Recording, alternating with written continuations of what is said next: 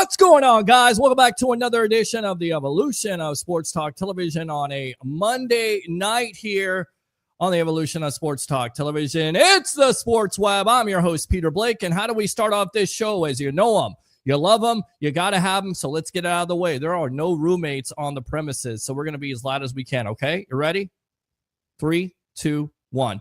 Bring the passion, bring our excitement. Just don't bring any nonsense. On tonight's show, we will have Louie from the Frozen Pirate podcast on to talk about Tampa Bay Buccaneer draft. As the draft, if you go to Thursday, it's a week away. It's next week. Are you ready, Bucs fans? Are you ready to see what the Bucs do at 19?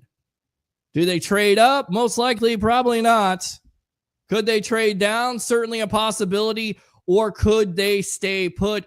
We'll talk about two prospects that have caught their eye, supposedly, according to ESPN and Joe Bucs fan. Hopefully I can pronounce the prospect's name. So we'll have Louie from the Frozen Pirate podcast. And then after that, we will have Bushman of the Rays Rewind podcast as the Tampa Bay Rays take care of business over the Atlanta Braves. Meatloaf, 2 out of 3, ain't bad. Absolutely. So we'll talk to Bushman about 8:30, 8:35. You know how this goes. We may have JC Allen of Sports Illustrated. We may have Leo Haggerty of Amped Up Sports. We may have Harry. We may have Ray. You never know. The show is always fluid. And as always, we get your phone calls. 727-255-0391. It's 727-255-0391. It's nice to be back. We missed a show. I feel like we missed a month. Shingles is a pain in the you know what. It really is. You thought I was going to say the other word, but it's a pain on my leg. And if you paid attention last Monday when we had Rock Riley on, you could see I was a little bit uncomfortable. Well, I got misdiagnosed by the hospital saying that it was a rash. That was not a rash at all. Shut up! Adult chicken pox. Not fun. Not at all. Itching, sleeping. Itching, sleeping. Itching, sleeping. The tribal troll asked me, how was your vacation? And I said, I didn't do much of anything besides itch and sleep. Acknowledge me. That's all I did. So hopefully we're over that because I'm done with that whole situation. And then also, I appreciate you guys out there wishing my mother a happy birthday. That means a lot to me. Appreciate that. Absolutely love that. She's been a main person in my life. As I always say on this show, she could be my agent because she's so supportive with the energy, with the reciprocation, Leo word, of how I support her, and she's always supported me. If you read the post, you understand what she meant to the sports web. Really quick. Happy birthday to you, Mom. I love you. Thank you very much. And, you know, why was she a big part of this show? Because at the time in 2015, I was getting ready to start the sports web officially. And I wasn't sure if I could host it, right? I didn't have the confidence. And I sit down with my mom and I sit down with my dad at Chili's. And I still remember it to this day. And Dad's like, I don't know. You think you can do it yourself? Do you think you can run this show? You think you can play all the music? You think you can answer the phone calls? And I'm like, I definitely think I can. And my mom says, it's about damn time. Go kick their ass. That's how my mom was. That's the reason why you got the Rolex reporter looking at you right now. Open phone line, 727-255-0391. It's 727-255-0391. Another memory, and then I will get out to Louie of the Frozen Pirate podcast. When I was starting out in radio, I got in some trouble. I lost my license. I didn't have a car. So what am I going to do? Well, there's no Uber back then in 2007. I didn't have a car because I didn't have a license. And my mom drives me back and forth for 2 months to Orlando 3 days a week. That's how much she cares about me. I love you, Mom. You're absolutely unbelievable. Happy birthday to you. And thank you very much out there to all the webheads, the friends, followers, and fans for making her feel as special as you've made me feel the 46 years. I don't know if there's anything I could ever do to tell you how much I love you, but that's what I got to say. So without further ado, let's get out to our newest co-host here of the Frozen Pirate podcast. I did wake up this morning. I got myself a gun, and here he is. What do you hear? What do you say? Right there, Louie from the Frozen Pirate podcast. Welcome to the evolution of sports talk television. I hope you like your sound effects. It's louder. I hope you like that little music there. Hopefully Facebook and YouTube doesn't kill me on the copyright. But, man, it's Monday night. We're ready to talk draft. Welcome to the evolution. Hey, what's going on, Peter? I hope you're doing well. Oh, happy birthday to Mom. That was an awesome story you shared. Thank you. That's just truly that's commitment, man. That's believing in your son. You don't really get that a lot, you know. But that's truly that's awesome, man. So happy birthday to Mom, and that's really good. But a lot of people are saying you're a vacation last week. Adult chicken pox is not a vacation. All No, right. it's not. It's not a vacation. I was down for the count too, man. I winded up. So this is crazy because your body changes every 7 years, correct? Mhm. So I've been like untouchable to everything. I've nothing. I barely ever got sick once in a blue moon. Now I'm 37. I'm getting older. Now I'm starting to get allergies. I don't know if you guys can hear it, but I'm Mhm. still a little congested from last week. So Wednesday, same thing. I had allergies. I was congested. I winded up doing a show anyways with Seth from Talking Tampa, and I Mm. told Seth, I'm like, man, hang in with me. I'm gonna try that because I was sneezing, I was coughing, like everything. It was just terrible, man. I get allergies now, and it sucks. I'm not gonna lie. It does suck, but I'm glad that you decided to join me here on a Monday night because we missed Wednesday night. So we definitely want to have you on. We'll have you on Right. Wednesday night. And again, everybody is open. It's a fluid show. I don't know who's coming on. I was trying to get the other guy from Massachusetts who started out on this show I've during been trying to draft. get JC on my show for like 15 minutes, man. It's tough to get him on, man. But It's shout out tough to to him. get him He on, has good man. input. He does Busy have man. but Sports Illustrated, of course, Pewter reported in the past, and he started out in the evolution. And I'll continue to brag and pat myself on the back for that man because he absolutely kills it. And we'll have him on whenever he can come on and talk draft. But we missed Jason Light and his comments. And listen, it's the season where, you know, people put out rumors, and I get it. It's a card game, and you're trying to put out, you know, smoke screens. But this is what Jason Light had to say when it came to being asked about, you know, trading up or trading down. He says, I do think this year is going to be, I could be wrong, you're going to see a little less of people wanting to move up and offering enough to make it worth your while, just because I think the draft is pretty leveled out at a certain point. You might be able to get the same level of player in the second round as you can in the fourth round at certain positions. Let me go ahead and go back to that again, because this is key here, Bucs fans. So I know some Bucs fans may be going out to that 50th. And by the way, happy 50th anniversary for the Tampa Bay Buccaneers. I got this. I was going to put this on here, this stupid sign. There's Leroy Selman right there. If you need to know, that's your first Tampa Bay Buccaneer drafted in their history in 1976. So again, congratulations to the Tampa Bay Buccaneers. But whoever's going out to the draft party, you may have a long wait because most likely you're not going to trade up unless somebody falls. That's not the draft at this point, and I think it levels off. You may trade down. But again, I want to go back to that comment. You might be able to get the same level of player in the second round as you can in the fourth round at certain positions. So I think you see a little bit less than that. He also says this, I think it's just the way this draft is. We had some good production. My staff and coaches have done a great job. I mean, absolutely done a great job to Jason Light. Look at the talent last year. It's amazing. Bucky Irving in the fourth round. Honestly, and they had some report out there, Kansas City draft. Yeah, good luck, Kansas City. You should have drafted him. Every team should have drafted Bucky Irving. Fourth round is ridiculous. The last 3 years, I would say combined, those drafts were elite. When you add them all together, we want to keep doing it. It doesn't work out that way, but keep doing it. I think the particular draft just seems a little bit more leveled out, which I'm excited about. I'm not saying that's something I don't like about this draft. It's something I do like about this draft. So first and foremost, let's go back to those comments. What do you think? Second to fourth round, not a big time difference in talent. So who's to say if there is a quarterback hungry team, which listen, I don't think this is a great quarterback draft. You got Cam Ward, Shedeur Sanders, Jackson Dart. And then after that, very questionable, but you never know. It's the beauty in the eye of the beholder at this point. And there are teams out there who still don't have a quarterback. By the way, congratulations to the New Orleans Saints, because it looks like Derek Carr is going to miss the year. Better yet, Peter. Better yet. Shout out to those Buccaneer fans who wanted Derek Carr. Remember that? Well, Listen, I was one of those people. Man. I knew it. I knew it.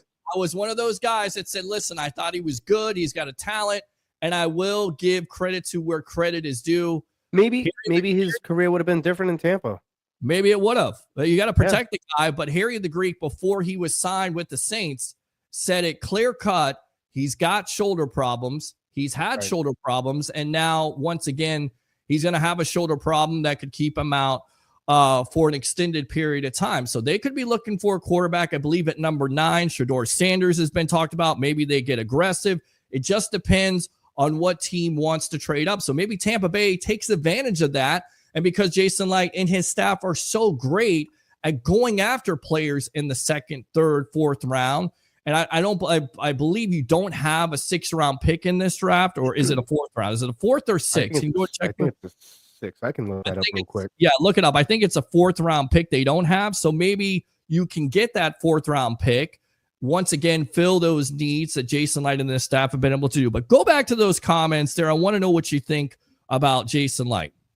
I mean, I 100% agree with what Jason Licht says. I mean, I've actually been saying the same thing myself for a while now. I mean, this draft, there's not a lot of star power. And I mean, I shouldn't say star power. Like, as far as talent goes, it's very leveled as far as corners, quarterbacks, safeties, offensive linemen. Like, in years prior, like, look at last year's draft, the amount of talent that came out of the first round. You know, this year's draft is pretty level, in my opinion. So I agree. I think Tampa is in a safe spot. I think that unless somebody blows you away and offers you something for the 19th overall pick, and like teams trying, like maybe the Browns want to get back into the first round, they've somebody who's already made a pick. You know, it's honestly, Peter, it's probably going to be one of the strangest drafts we're gonna see in a while, because last year I said, you know, this draft's going to be chaotic. There's going to be some trades, this and that. People are going to be getting traded, and it happened because there was so much. The abundance of talent in that first round is incredible. This year, it's, again, I agree with what Jason Licht says. It's very like, outside of, you know, Shedeur Sanders, Travis Hunter, and a few other guys. Really, who's knocking the socks off? No point intended, because the Rays are whooping the Sox. Well, there you go. There's your comment of the night right there. Great stuff there, Christopher. Look at that. Love that. And by the way, there is some bragging rights in this household, because one of my roommates, who does happen to complain that I do get a little bit loud. By the way, I got to have you do something, seeing as you're a part of the evolution of sports talk television, because I have callers do it. I've had co-hosts do it. Now you need to do it, Louie, and you need to come strong to the mic here. Bring your passion, bring your excitement. Just don't bring any nonsense, and do it right, my friend. Get it right one time. Come on, let's do it. With the sports web, everybody, bring your passion, bring your excitement. Just don't bring none of that nonsense, kid. Love it. Had to have the kid in there. Had that kid. Love it, kid. Massachusetts. That's all right, good stuff there. You got put on the spot and you did it. But there are some bragging rights here, because Stevie is a Red Sox fan, and I told him before. And I can't see the TV here. I don't have a TV in here, so you're going to have to keep me up to date. I said to him, once the Rays beat the Red Sox, I'm calling you out. I'm going to be calling you out. I'm calling your Yankee fans out here. I'm looking forward to this 3-game series. It's 14-1 right now. 14-1. Thanks a lot, Red Sox, for showing up. That's good enough to suck right there. Even Tom Brady will tell the Boston Red Sox that's good enough to suck. So good stuff there. From the scoreboard there. Gotta love that. So I'll definitely be hitting up my roommate tonight and telling him how much the Red Sox suck. Sorry, I'll be doing it. You also opened up this. Yep. Also, the Buccaneers do not have a 6th-round pick this year. 6th-round pick. So I was right the first time. So it is a 6th-round pick. So maybe that's where you can get, a pick, and you can once again get some draft capital, maybe get a 2nd or 3rd-round picks for somebody trying to trade up. All right. So go ahead and finish your thought there, my friend. Yeah. I mean, honestly, Jason Licht does like the picks. I do think that they're going to trade back, in my opinion, because, again, with this year's draft, guys, like, in my opinion, the Tampa Bay Buccaneers need a corner. Obviously, edge rusher, I think we've already addressed that. And I think you can address, that's what's really good about the draft this year for the Tampa Bay Buccaneers is that you can go in the second and third round and still find that same quality edge rusher that you would in the first round. I mean, maybe not in the first round this year because there is a selective few, but we already have, excuse me, we already have, the allergies. We already have Yaya Diaby. We already have, I'm having a brain fart. Chris Braswell. You got Chris Braswell. Like there's a youth. There is Anthony Nelson. Like, maybe they're going to bring back Shaq Barrett, Hassan Reddick. There's guys there. So I don't think that's a key thing that you have to address with that first pick. I think you can trade back, go back a little bit in the first round. And I think this team needs they're in desperate need of a real corner. So, and they can get, there's a lot of corners out there available. And I think they can trade back and still get their guy because I don't care what anybody says. I'm going to stand my ground. I think the Bucs are going to trade back, and I still think they're going to draft a corner or a safety. I think you may be right, but then again, if the two prospects are on the board, which has been linked to the Tampa Bay Buccaneers, and again, take that with a grain of salt because one of these prospects could go earlier than a lot of people think, or they could start to drop. We'll get to that in a moment. Let's go back to Jason Light, and then we'll get out to the comments here. I appreciate you. I see a green queen right there with the YouTube super chat of $9.99. You love that. By the way, that used to be the WWE Network for the $9.99. So thank you very much. She's a big-time wrestling fan, big-time Philadelphia Eagle fan, but she continues to watch this show. So we welcome her to Bucs Nation. Now let's get back out to Jason Light. Yep, I said it. Jason Light openly acknowledged the unpredictable nature of draft day in the pre-draft discussion. He said it just kind of depends on how things fall. You can walk into it saying, I'm definitely looking to trade back because you don't know what's going to fall to you. He said, such measured highlights that even premeditated strategies, the unfolding events of draft day are beyond complete control.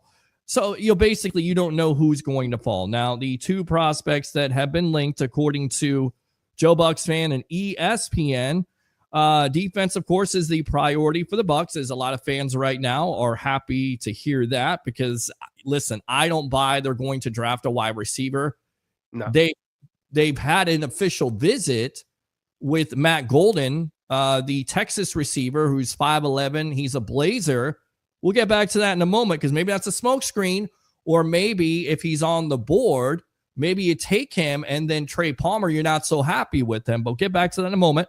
Defense is a priority for the Bucs. The two names that have been linked to the most are linebacker, your buddy here, Jahad Campbell out of Alabama, and edge rusher from Boston College, Donovan, Irazaku.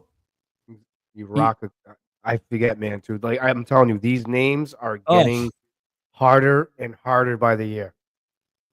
Okay. From Boston College. We'll just call him Donovan out of BC. Yes, we'll call him Big E. Big E. Campbell is viewed as a potential eventual successor to Levante David, long-term centerpiece of Bulls defense, and Azaraku, that's his name. Azaraku. Yes, Donovan Azaraku has become a hot name in league circles and could be drafted much higher than originally expected. I know when you first started out this show, you like Campbell. The shoulder surgery could drop his stock. If he's there at 19, do you think the Bucs run to the podium? Or like you said, could they trade down, take a chance, pick up a premium pick, and still get Campbell wherever they fall? If I'm Jason Light, well, I'm not going to say if I was Jason Light. If it was me. Well, yeah, listen, be Jason Light for the night. It's tough because with two different guys. If it was me, honestly, if it was me, I would have traded for a Max Crosby already. But right now in this situation, if it's me, due to Jahad Campbell's shoulder surgery and him not being available in October, a lot of these teams that are picking ahead of us, they need a guy to start now. And that's why I said the 19th overall pick, the Buccaneers are in good shape with that pick. I think you can trade back. I will risk it. Hey, no risk it, no biscuit. I would risk trading back. I wouldn't trade back to like 28, 29. I wouldn't do that unless something completely blew me away. But I would feel comfortable trading back a little bit And if Jihad's not there, he's not there. I really like Jihad a lot. I really do. I think the Buccaneers they have enough on offense, and I feel like they have just enough. I'm going to say that just enough on defense to get by until this kid starts coming in here. And I don't think he's going to be ready by October. I get that, but he's technically going to be football ready, and he's going to stop really like grasping the game by maybe late November and December. That's what I'm afraid of. So, I mean, that's why this is a tough pick, man. I mean, I don't really know where he is in his rehab. I don't know how he's making out. Again, I'm wishing for him to fall into the second round to the Buccaneers because, in my opinion, the Bucs do need somebody right now. Unfortunately, they are one of those teams that need somebody right now. If you have a Trey Amos there, or there's a couple other defensive backs, you got to take one of those guys because Jamel Dean not being available is not cutting it, and you can't really depend on Zion McCollum to do it all by himself. I like Izzian, but Izzian's more of a nickel, and you can't really leave those guys out there to drive for more than a game. You know what I'm saying? It's not working. They need a corner more than an inside linebacker. I feel very confident in Levante David and Walker and Savassi Dennis. I feel very confident in them guys. And like I said, if you can get Campbell in the second round, go for it. But I think the biggest need, like Coach Bowles said, is defensive back. It's a big problem. You had 7 interceptions. Dean can't stay healthy. At Zion McCollum, he stayed relatively healthy, but after that, I mean, health was a question when you have to depend on Josh Hayes. That's not where you want to go. We saw that. It wasn't pretty. Yes. No. It wasn't pretty. But I think that's more the catalyst of not getting a pass rush. So I'm not sure where I think you addressed that situation. I guess it depends on who's there at 19. Right. If there's a corner, say like a Will Johnson from Michigan, even with his injury history, he's a top flight prospect. If he's there at 19, even with the injury, I still think Tampa Bay would run to the podium. I like that, but the problem is like I hear Will Johnson's name a lot, and I guess he's probably one of the best corners right now. And out of Michigan, yes. Sometimes that play style is not going to fit with Todd Bowles. You get what I'm saying? I think like if anybody's got a chance, they have a monitor in front of them. Like you go look at Trey Amos. This guy is very versatile. I keep saying this. This is the perfect fit for the Tampa Bay Buccaneers defense and what Todd Bowles wants to do, in my opinion. A lot of people say, well, we should just go get Travis Hunter. No, it's not realistic. I don't even think he wants to play corner. But if you look at, there's 2 guys, Xavier Watts from Notre Dame that I really like, and Trey Amos. If one of those 2 guys are there at 19, it's a safe pick, and you're addressing a huge hole in our defense. I mean, Xavier Watts is a safety. I think, like I said, safety or corner. I love Tyke Smith, I really do. But to me, he's another Mike Edwards. Mike Edwards would play safety, then he would play nickel. We need a legitimate guy over there at the safety position, but we also need a legitimate guy at corner too. So it's tough. It's tough that the Bucs have a lot of work. I wouldn't be surprised if they wasted the first 2 picks on corners. There you go. I said it. 2 corners. All right, there you go. Right there, Louie from the Frozen Pirate Podcast. What do you hear? What do you say? That's what he says. I'm your host, Peter Blake. Let's go out to these comments. Of course, Roger Shue right there. The Tribal Troll says first, acknowledge me. And then we will get this out of the way because I know that you're going to be trolling us. Shut up! All right. Roger says, hurry up. Rawl is on. There you go. That's what you get. Go Cubs, go. Happy birthday to the Mad Dog, Greg Maddox. Remember him with the circle change? Dominance with the Cubs and then leaving the Cubs, going to the Braves there, winning a World Series because, of course, the Cubs couldn't afford to pay him. So happy birthday to the Mad Dog. Again, let's go out to the Green Queen there, $9.99. Welcome back. Thank you very much. Christopher Cole says, hey, peeps. Hey, what's up with you? Yes! Christopher Cole says, hey, Cubs, go. So he's a Cubs fan. Yes! Hot start right now. Disappointing news if you're a Cubs fan, though. Justin Steele out for the remainder of the season, maybe next season with a reconstruction, maybe reconstruction of the whole arm at this point. Not even sure if it's Tommy John. Just sounds awful. And you've seen that young pitcher a couple years ago down here against the Rays. Very impressive talent. Happy birthday to your mom. Thank you very much, Christopher Cole. Appreciate you. Tampa Bay, let's go, Bucs. Let's go. Let's go! Let's go. I got them Bucs, baby. Let's go. All right, there you go, Timmy. Thank you very much for tuning in. Dave says from Jason's comments, I'm getting the feeling that the Bucs are trading out of the first round. Good stuff, Dave. Oh, yeah. Back out to Dave here, stocking up picks to build depth. Certainly a possibility. But again, you have to take those comments with a grain of salt because he could be throwing it out there for a smoke screen. Maybe he is trading up. Maybe you do get aggressive. We'll get back to that in a moment because we got our guy right there, Mr. L. Bushman, Evan L. Bushman of the Rays Rewind podcast, talking about a butt kicking tonight by your Tampa Bay Rays. Last check, 14-1 over the Boston Red Sox. So we'll get the update from him as he's watching it. I'm assuming he'll give us an update. Absolutely good stuff. Corey Fleming, bold prediction. Jason Light will move back to the first round this year. Ben Cornett out of Las Vegas, other than the need at linebacker and corner, this draft for the Bucs, in my opinion, is mainly building depth. Okay. Yep. Glad to see you feeling better, Peter. Thank you, Dave. Appreciate it as always. Yes! Yes! Extra third or fourth round pick, says Christopher Cole. And Jeremiah, Shadow is here. I believe, from South Dakota or North Dakota, one of those Dakotas.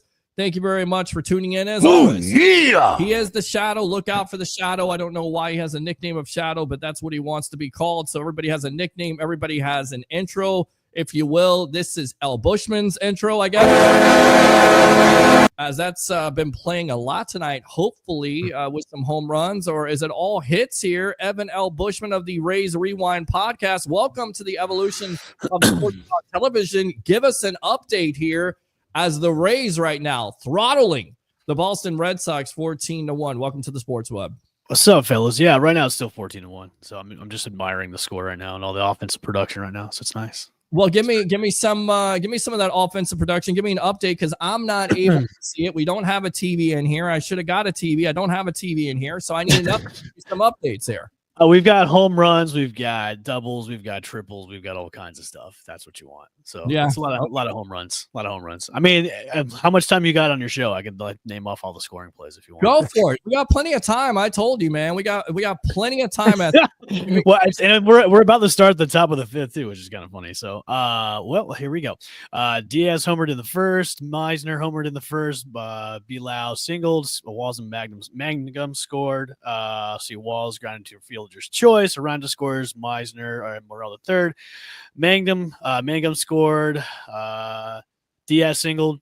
Jansen scored. Caminero reached on a single shortstop. There's just a lot of stuff going on right now. So all right, good stuff. Just a lot of home runs hitting. Yeah. Just a lot of home runs. A lot of home runs. It's too much. Yeah. Too much. Love it. Alex, I see you calling here. Let's go ahead and start off the show. Call back, my friend. I know you want to talk some Rays baseball because you're excited. Let's go back to yesterday's game there. Joe Boyle. And by the way, Louie, I don't know if you met L. Bushman, Louie from the Frozen Pirate podcast, my new gun here. What's up, homie? Fire the cannons. Yes, absolutely. Cannons, man. Fire those cannons. Yes, there we go. Right there. So he'll be along with us here on Wednesday nights, maybe Monday nights, who knows? But let's talk about it. Let's talk about that series after. Look, it was not pretty against the Anaheim Angels, although I think the Angels are an improved team. You see a lot of power there. Just getting blown out, getting smoked on that Wednesday 11-1, which was ugly. Losing that series, coming into the Braves, you could have swept them. But talk about the overall week for the Rays. Yeah, I think a lot of people were panicking after that series against the Angels, just because of the way the team was looking on the field with production-wise, and just the pitching wasn't all that great. And a lot of people were panicking after 12 games, which a lot of Rays fans like to do, especially on the fan GMs on Facebook and X and stuff like that. Right. I like that. But I think with coming into the Atlanta series, which is a series that could go either way. The Braves are kind of struggling right now, and the Rays are usually back and forth when it comes to teams that are struggling and are not that good. But taking 2 out of the 3, and the one game I was kind of iffy on it, which I loved the way the Rays played and the way they were at the play was against Chris Sale, which was on the Sunday game. And if you can beat Chris Sale, which, Chris Sale had a bounce back season last year winning the Cy Young in the NL.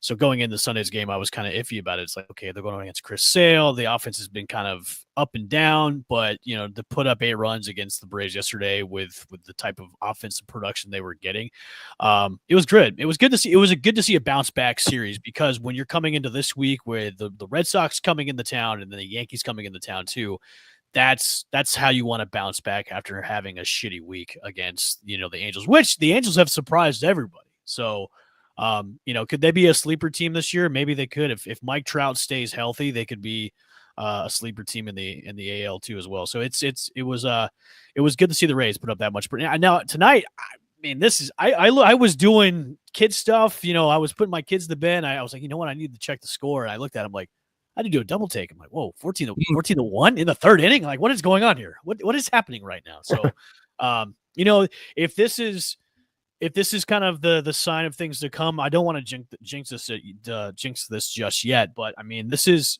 a good sign. I mean, it's the guys that are like Jonathan Aranda has been tremendous this season. I mean, Junior Caminero has been tremendous as well, and Meisner and Mangum. It's you're going to have those off series where guys aren't doing well at the plate, but if you're now going to start to see consistency from everybody, which you've had back-to-back games where you're scoring more than 4 to 5 runs, that's a good sign in the direction. And I think the Rays they still have a lot more improvement to go, but this is hopefully a sign for things to come. I mean, it's a good way to start off the series against your division rival, the Boston Red Sox, which everybody hates the Red Sox. Everybody hates them, and I was talking about it. Bushman. I live with 2 roommates here, very cool. One watches the Rays with me, and the other is a Red Sox fan.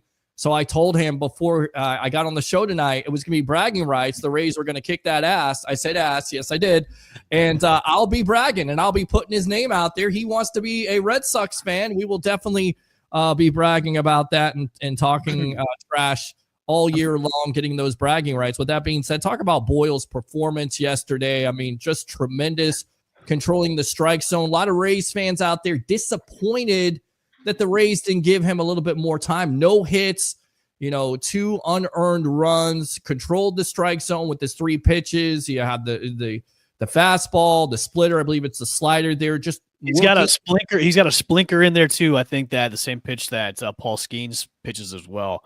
This was a guy that was kind of the cornerstone of the Jeffrey Springs trade during the offseason, and a lot of people had a lot of like high hopes for him because of just the way he can throw just triple digits. He's got all kinds of crazy pitches. I mean, one concern with him was the control.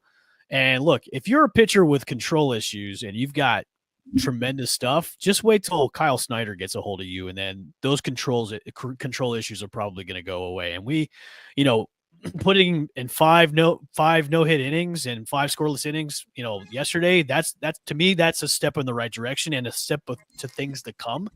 Because if Zach Littell keeps struggling, Boyle can take his spot in the rotation. So, I know a lot of people are disappointed, like, hey, they didn't give him more, but look, it's just a sample size of hopefully things to come. And I think with this guy, he kind of reminds me of Wild Thing Rick Vaughn. He's got the glasses, he's got the triple digit speed. So I'm looking forward to seeing a lot more with Boyle in the future. I think it's going to be a fun time to see him. But yeah, you'll see him back again. I think probably maybe in another month or 2 or whatnot. He's not going to be in the minors too long. Well, listen, I love the interaction here. We always ask the webheads to call in if they want to talk Rays or Bucs. So let's go out to one of the favorite webheads on this show, Mr. Alex. Alex, welcome to the Evolution.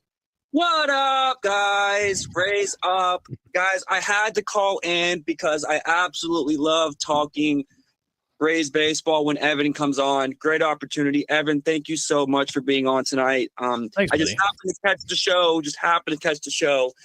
But, guys, how about the Rays tonight? How rare is it to see everyone in the lineup with an RBI, at least one RBI so far tonight? Even Jansen got in on the action there. I mean, he's been – what's been more disappointing? I'll throw this question out there, and we'll get back to the Bucs. Don't worry, guys. We always talk Bucs on this show, and we'll talk with Bushman about the Bucs. But who's been more disappointing in your opinion? Has it been Yandy Diaz or has it been Jansen? And the reason why I say Jansen is because, Yandy, of course, I feel like he's going to come out of it. But when Jansen got signed in free agency, I think a lot of Rays fans thought not only would he be good at, behind the plate, behind the dish with framing and defense and everything like that, but also be some type of offensive, spark plug. And he's not been that at all. In fact, it's not been good. It's been ugly. Yeah, it's been quite the opposite with the catcher position. And once again, the Rays are getting the curse of Buster Posey by not getting a catcher that can hit, dingers.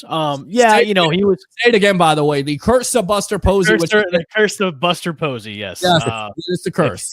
If you know the Rays lore, the Rays could have drafted Buster Posey, but they passed on him. But going back to Danny Jansen, I think one of these was a high profile free agent signing for the Rays. He's a great defensive catcher, and he has shown that he can hit when he's locked in and healthy. I think he had about 20 to 25 home runs with the Blue Jays when he was with them for the first stint. But yeah, it's been disappointing so far, and that's it's been ongoing with the Rays about having a catcher that can hit. But he's a good defensive catcher, and that's what we need. Him and Rorvet both are just terrible at the plate right now. And maybe, look, we're still early in the season. Maybe they can come out of it. With Yandy, we saw this last year where he struggled, in the first half, and then he started to turn and burn as the months go on. And he's starting to do that right now. I think he had a home run yesterday, and I think he's had a couple hits tonight too as well. So look, slow start for him, but if he's starting to get locked into as well, I think the more disappointment is Danny Jansen so far because of the signing in the offseason was, okay, this is our catcher. He's now probably going to hit 25, maybe 30 home runs for us, in the lineup instead of, what he's batting right now, which is, like terrible, like a 150 or something like that. Like a Jose Molina, as my dad would sing that song when Jose Molina would get up to bat and it would always be an out and he would not even run to first base because it was just an automatic out, man. He was Peter. I miss the days when we had Deanna Navarro back in the plate. I miss those days when yes, Navarro was I miss even Toby. What's his name?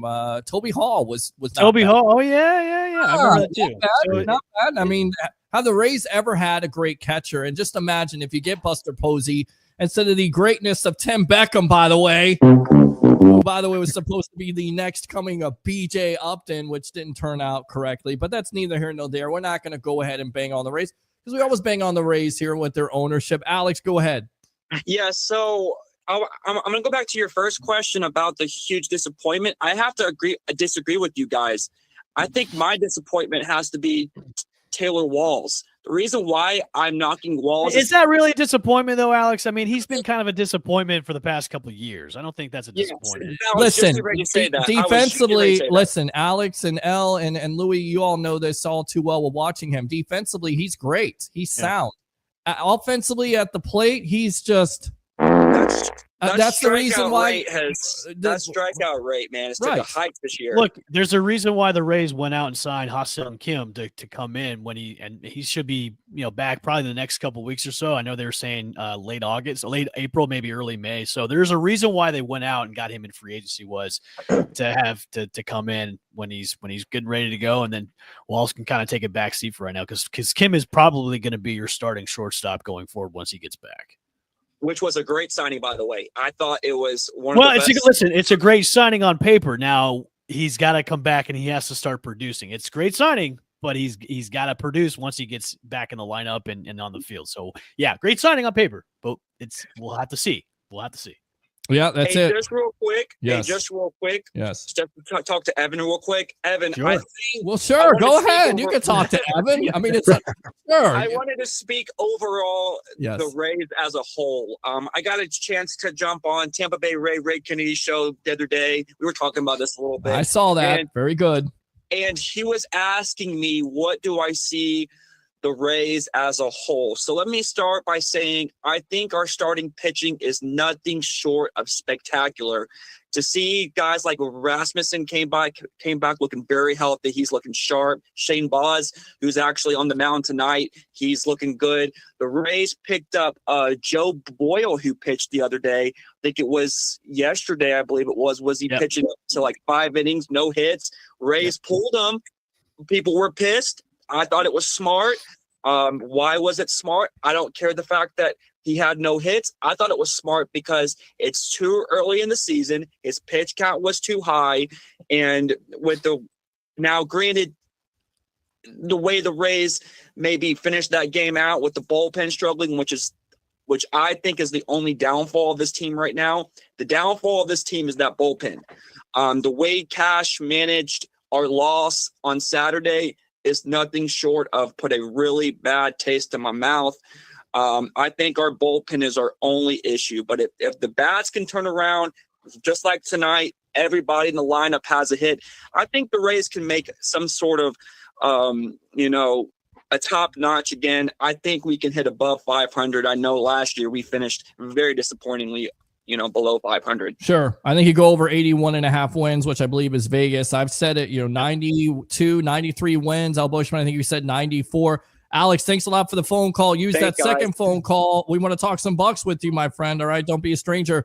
Open phone lines if you want to talk about your Tampa Bay Rays, who are absolutely destroying the Boston Red Sox tonight, 14-1. Gotta love that. 727-255-0391. It's 727-255-0391. Louie, you're being quiet over there. You got a question for Mr. Well, no, I'm just kind of curious. Vegas has the Rays only winning 81 games this year. Correct. 81.5. 81.5. Yeah, 81.5 was the preseason win total right now. Look, look, a lot of people sleep on the Rays. The national media sleep on the Rays. Even the sports betting, sleep on the Rays. So, look, I mean, they're coming off of, they're looking at it as, okay, they won 80 games last year. We'll give them one more. Right. So, I would say a standard betting line. Okay, 81.5. I'm okay with that. You know why? Because you can put your expectations low for the Rays, and then when they exceed the expectation and blow things out of the water, that's what I want to see. I said coming into the season, look, the lofty expectations they had in the past couple of years, this year coming in has been kind of nobody's really talking about the Rays. They think the Rays are going to be kind of like an average team, but everybody sleep on the Rays. Fine, sleep on the Rays. But when they start to hit their stride, which I hope they do, the AL East is one of the best divisions in baseball right now, except for the NL West, which is insane right now with the top three teams. But with the Rays in this division right now, let people sleep on the Rays. Let them be that dark horse team, that maybe comes out of nowhere, where a lot of people have maybe counted them out. So yeah, it's fine. I'm okay with 81.5 because I put money on it. I put them over, so that's when it hits, I'll be winning some money. So yeah, because I took them way over. I think I predicted 91 games, Peter. I said they were going to win. Yeah, 91. Yeah, there's just a different feel about this season, considering everything that's kind of going on with the stadium situation. I don't know. There's a different feel about this team for some reason. And you look at right now what they're doing to the Red Sox, 14-1. I know, what do they got? They got beat 11-1 a couple of games ago, and just for them to put up 14 runs, and it's not I know there was some people kind of freaking out when they were losing the series. They're sitting at 7 and 8 right now. It's still very early on in the season, and then there's a lot of baseball to play. And I think the Rays look good, man. I noticed you've got people freaking out already after 12, 13 games. Where oh my god, it's still early. It's still, there's so much baseball to be played, and we're not even into the summer months yet, where a lot of things could happen too as well. So yeah, I agree with you, Lou. I think coming into the season, it was a different feel with this team, where a lot of the past stuff that we've been hearing about, and I know the stadium was a huge thing, but you also got to remember the Wander Franco stuff that was happening too, which I think they just kind of made the clubhouse feel not as right. But I think coming into this year, it's been kind of a breath of fresh air with the amount of young talent that they have, and the amount of young talent that's been kind of turning a corner. I mean, like I said before, Jonathan Aranda's been crushing the ball. Junior Caminero is starting to be that superstar that Wander Franco should have been when he was on the team before the allegations had happened. So yeah, different feel for the team. I think the monkey off the back has been put away into the closet, because just the way they're having fun again. I think they're having fun playing baseball, with the emergence of Mangum and Meisner. I think, the feel that having fun Rays baseball is back this year so far. Yeah, it is. To me, it was just one thing after another last year. One thing after another. Then you had the situation with the stadium, and that's huge, man. Not knowing if you're gonna have a baseball team, because I do believe baseball out there is big, man, and people want their Rays. and just having the owner doing what I'm not going to give him the benefit of the doubt, even saying his name, because I honestly, it's just Look, they've been selling out every game since opening day. Yeah. So, you know, that's why I'm saying there's a different feel. It's 15-1 right now. baseball in Tampa can work, Stewie. Yeah, That's it. and There it's you a go. different feel. It's a different feel because honestly, the way I look at it with the Rays, it's just like I feel like a lot of those guys, like with the Wander Franco situation, because that was a terrible situation. He was a star for that team. He was very good. I mean, my son's first, I hate to say it, but his first Rays jersey when we went out there, I bought him a Wander Franco jersey. Unfortunate. You and that my kind- co-hosts on the Rays Rewind should talk. Is he bought himself a Wander Franco jersey. Now he's like, I need to burn this or take it in to get it replaced. Yeah, take it in the race. I mean, if the Rays are listening, can I get a replacement? I mean, my son's 7 years old. I really don't want that. I think if jersey. you I mean, go to the it's- team store and plead your case, they'll probably let you do it. I mean, it's just terrible, man. It's sitting in the closet, and I'm like looking at the name. I'm like, can I peel off the numbers? I mean, peel off the words here. And Yes. I'm like, I'm just gonna ruin it. I don't know. It is what it is. But no, Little I'm score happy up- for the Rays. Little score update. Junior Caminero just went yards, so it's now 15-1. Yep. over the All right, Rays. so I gotta go out to this guy here because he's a big Red Sox fan. Let's go out to one of our favorite webheads from Newport Richie, Mr. Curtis. Curtis, welcome to the Evolution. How about that butt kicking tonight by the Tampa Bay Rays, huh, my friend? Are you serious right now? Dead serious. Hey, listen, I'm going to tell you something. Tell Is me. this the same team that went 25-3 like 3 years ago and then didn't even make the playoffs? Oh, come on. funny how that's 3 years ago. And we're talking That's about 3 the years now ago, instead man. of You the can't past. say that. Stop Curtis. living in the past. You win- Sounds like a you- Yankees fan, always living in the past. No, we won so many championships. I'm a Red Sox fan. He's a Red When you Sox win- fan. Oh, even worse. Yeah, when you win a championship, holler at me. Oh, I all will. right. What's your That's number? When you get a new owner, holler at me. Well, You're not I gonna will. win. What's your number? Listen. We're all wanting You're that gonna one win too. under this guy. listen, I will holler at you and I will holler at everybody to give me shots. Oh, And wait I a will- minute. yes. You just said when you get a new owner, tell the ownership, because I live in Massachusetts and I go to Fenway. Tell the owner of Fenway Park that he needs to redo all those seats, because the last time I went to Fenway was for a Kane Brown concert, and your seat. So you see how wide I am. I barely had any room to sit in that seat. All right, and the I know, seats I are was- still from the 1900s. Get rid of those things. there. Let's update the I damn was just- thing. I was just there. I was just there. But Terrible. you know what? They Terrible. sell out every night. They sell out every game. They pretty much, do. don't They do. Mm. They sell out and they do I have beg to world differ that. championships and, I and beg to let's- differ that. And, Well- and what happened? The Rays got to move to Tampa to sell out games. well, listen. no- Well, Because it's, nobody wants to. listen. Nobody wants to deal with that awful ass traffic traveling No, to St. but Petersburg. listen, Curtis, not their fault they had to move to Tampa. It was the two catastrophic hurricanes. Although, if you tell ownership that, they will blame the people in Pinellas County for creating those two catastrophic hurricanes listen, and tell you Hey, they. how much is it I to got park for one of those Rays games, though? Hold on, wait a minute. How much is it to park at one of those Rays games? I have to say this, and Peter knows me. Yes, I don't have anything against the Rays. right. I just don't believe in their ownership. I get it. Nobody I've does. never had. Nobody does. Nobody Since does. I've been on this show with Peter since 2020. I can remember, Yeah, and it's probably before that. And I've never believed in the Rays. I've never had anything against them, right. but I've never believed in them because of this guy. It's like You're preaching to the choir, my friend. You're Nobody preaching How all do to you- the choir. Listen, how do you- Curtis. how Curtis. do you trade all of your great talent and you expect to win anything? Listen, Curtis, we gotta get. We're gonna keep you on the phone here. We gotta get El Bushman out of here. One final question to end off here, and then we'll come back out to you, Curtis. Stand by here. Junior Caminero. What I like about him, and you talked about him, and it seems like his bat is heating up. But what I like about him is yesterday he gets struck out, he gets overwhelmed, he's still striking, he's still trying to hit that ball in the he's trying to hit that fastball outside. He's not able to do it. And then he's frozen pizza there with the curveball. Has the error, at third base. And instead of, kind of being disappointed and letting that affect his game, what does he do? First meatball, first fastball, takes it downtown to left center field. Is this the key in your opinion? Is this guy starting to warm up? And like you said, become that face of the franchise, El Bushman, and then we'll get you out on that.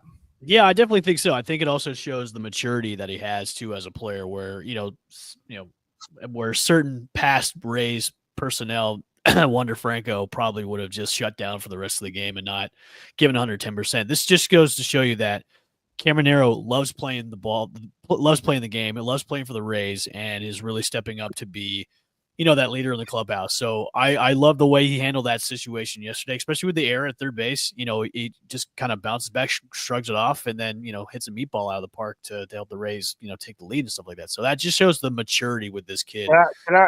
Can I piggyback off of that? Yeah, sure. Go for it. And then we got to get Bush out of here. Yes. I'm going to tell you the one thing I love about the Rays, and I want all you guys' opinion on it.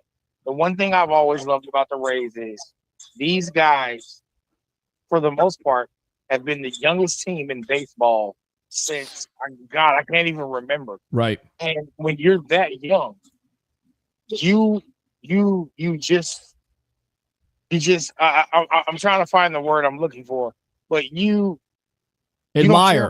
You don't care about, but you don't care about your mistakes. Right. Like you go out there and you're playing the damn game. Yes. You're not inside your head about what's going on with life. You're out there just playing the damn game. Yeah. You can make those same mistakes over and over again, but then when you get hot, oh boy, everybody's in trouble. Yep. Because at the end of the day, these guys, it doesn't matter how young they are, they're still professionals. They are still professionals, and he is one of the. For once, I can agree with a Red Sox fan. All right, there you go. So on that note, we'll leave it like that. El Bushman, go ahead and promote yourself here on the Evolution. Of course, you can find me on X at the El Bushman, and of course at the Sick Podcast Rays Rewind, which is right down below, and you can subscribe and hit the notification bell on YouTube. And listen, we're going to do this every Monday night, have a Rays recap podcast, with this guy right here, El Bushman, talk about the Rays during the week. We're trying to get them on more and more because I think there's a lot of Rays fans on the sports web that want to talk about it, and we'll give you that opportunity. El Bushman, thanks a lot for the time here on the sports web. All right, boss? See you, Pete. Thanks for having me on. See you. Yep. Absolutely good stuff there. We'll come back out to Curtis in just a moment there. Let me go to that. So, Curtis, go ahead. Give me your thoughts on this because this has been the question of the night. We'll go back to the two shot there. There we go. I don't think that is necessarily the one I want. There we go. Okay. There it is. We'll come back to the two shot here. The question of the night. Who would you rather have? Because both prospects have been linked to the Tampa Bay Buccaneers. Alabama linebacker Jahad Campbell or Donovan Ezaraku. Ezaraku, the defensive lineman from Boston College. Who do you want? Why? And who do you think the Bucs are going to take at 19 between those two guys at this point? Go ahead. Okay. My God, honest opinion. Yes. Oh, God. I think the guy from Boston College is going to be good. I think he's going to be great, actually. Yes. However, we need a replacement for Levante David. Okay. And this kid Campbell, if he's a true, and you guys know what I mean by true, Alabama linebacker, this guy could be the next great Buccaneer linebacker. Well, is he a thumper? Is he just a thumper? Can he cover the middle? Because the middle was exposed last year. As I say on this show, that defense down the middle was like the Atlantic Ocean. He can cover the middle all right. I'll tell you that. Because, like I said, if you guys get a chance, go look up his highlights, man. He made some big plays against some good teams. And like I said, this kid, that's why I'm a little on the fence, Peter, about it. Because it's just like, I really, really want Jahad Campbell. And since day one I've came on this show, I've been saying I want Jahad Campbell. But I think corner is a situation, man. It's a bad situation. But Jahad Campbell, it's tough because it's like, again, the injury. It's just like. I tell you what, Peter, you're college. Both of you guys are probably college football guys. Mm-hmm. To a certain degree. Take a guy from Alabama defense. Yeah. It doesn't matter if you're taking him in the 5th or 6th round. This guy is football ready. Mm-hmm. Especially if he was a starter for the Alabama defense. Oh, yeah. Nick Saban, absolutely. Well, we could say that when Saban was there. Sure. For sure. This guy was going to be ready to go in there and play football. And, he had some years with Saban. And, I think this guy's ready. I think that we draft him and we put him next to Levante because I'm going to be honest with you. Peter, here's my Here's my bold prediction for the season. Mm-hmm. This will not be Levante Davis last year. He wants one more. I think you're right. I think you're absolutely correct about that. I think that if he's still playing at the top of his game, that he'll want to stay around. And I'm excited that if they do draft Campbell at 19, if he's there, which is certainly a possibility with the draft stock falling. Again, you look at the tape. The tape doesn't lie. If the tape is there, somebody may take a chance and wait it out, or he may drop. So for You some think reason, he drops to the second round, though? I don't know about the second round. I think somebody. Campbell? That's what I'm saying. It's tough. Right. That's gonna be tough. I think if Campbell drop, he won't drop past 30. I'm gonna tell you that right now. No, I don't think he does either. And if he does drop, then that's where maybe the Bucs take advantage of it. Maybe somebody wants to trade back in, give you somebody trade back in. Right. Like, you know what? I'm gonna tell you who could trade back in for him. Okay. They always do. Damn Baltimore. I don't know what it is about them. Please, not Baltimore. No. They always trade back in for linebackers. They do. The Browns are notorious for that. They always trade back in for linebackers, bro. Yeah, I mean, I don't know, man.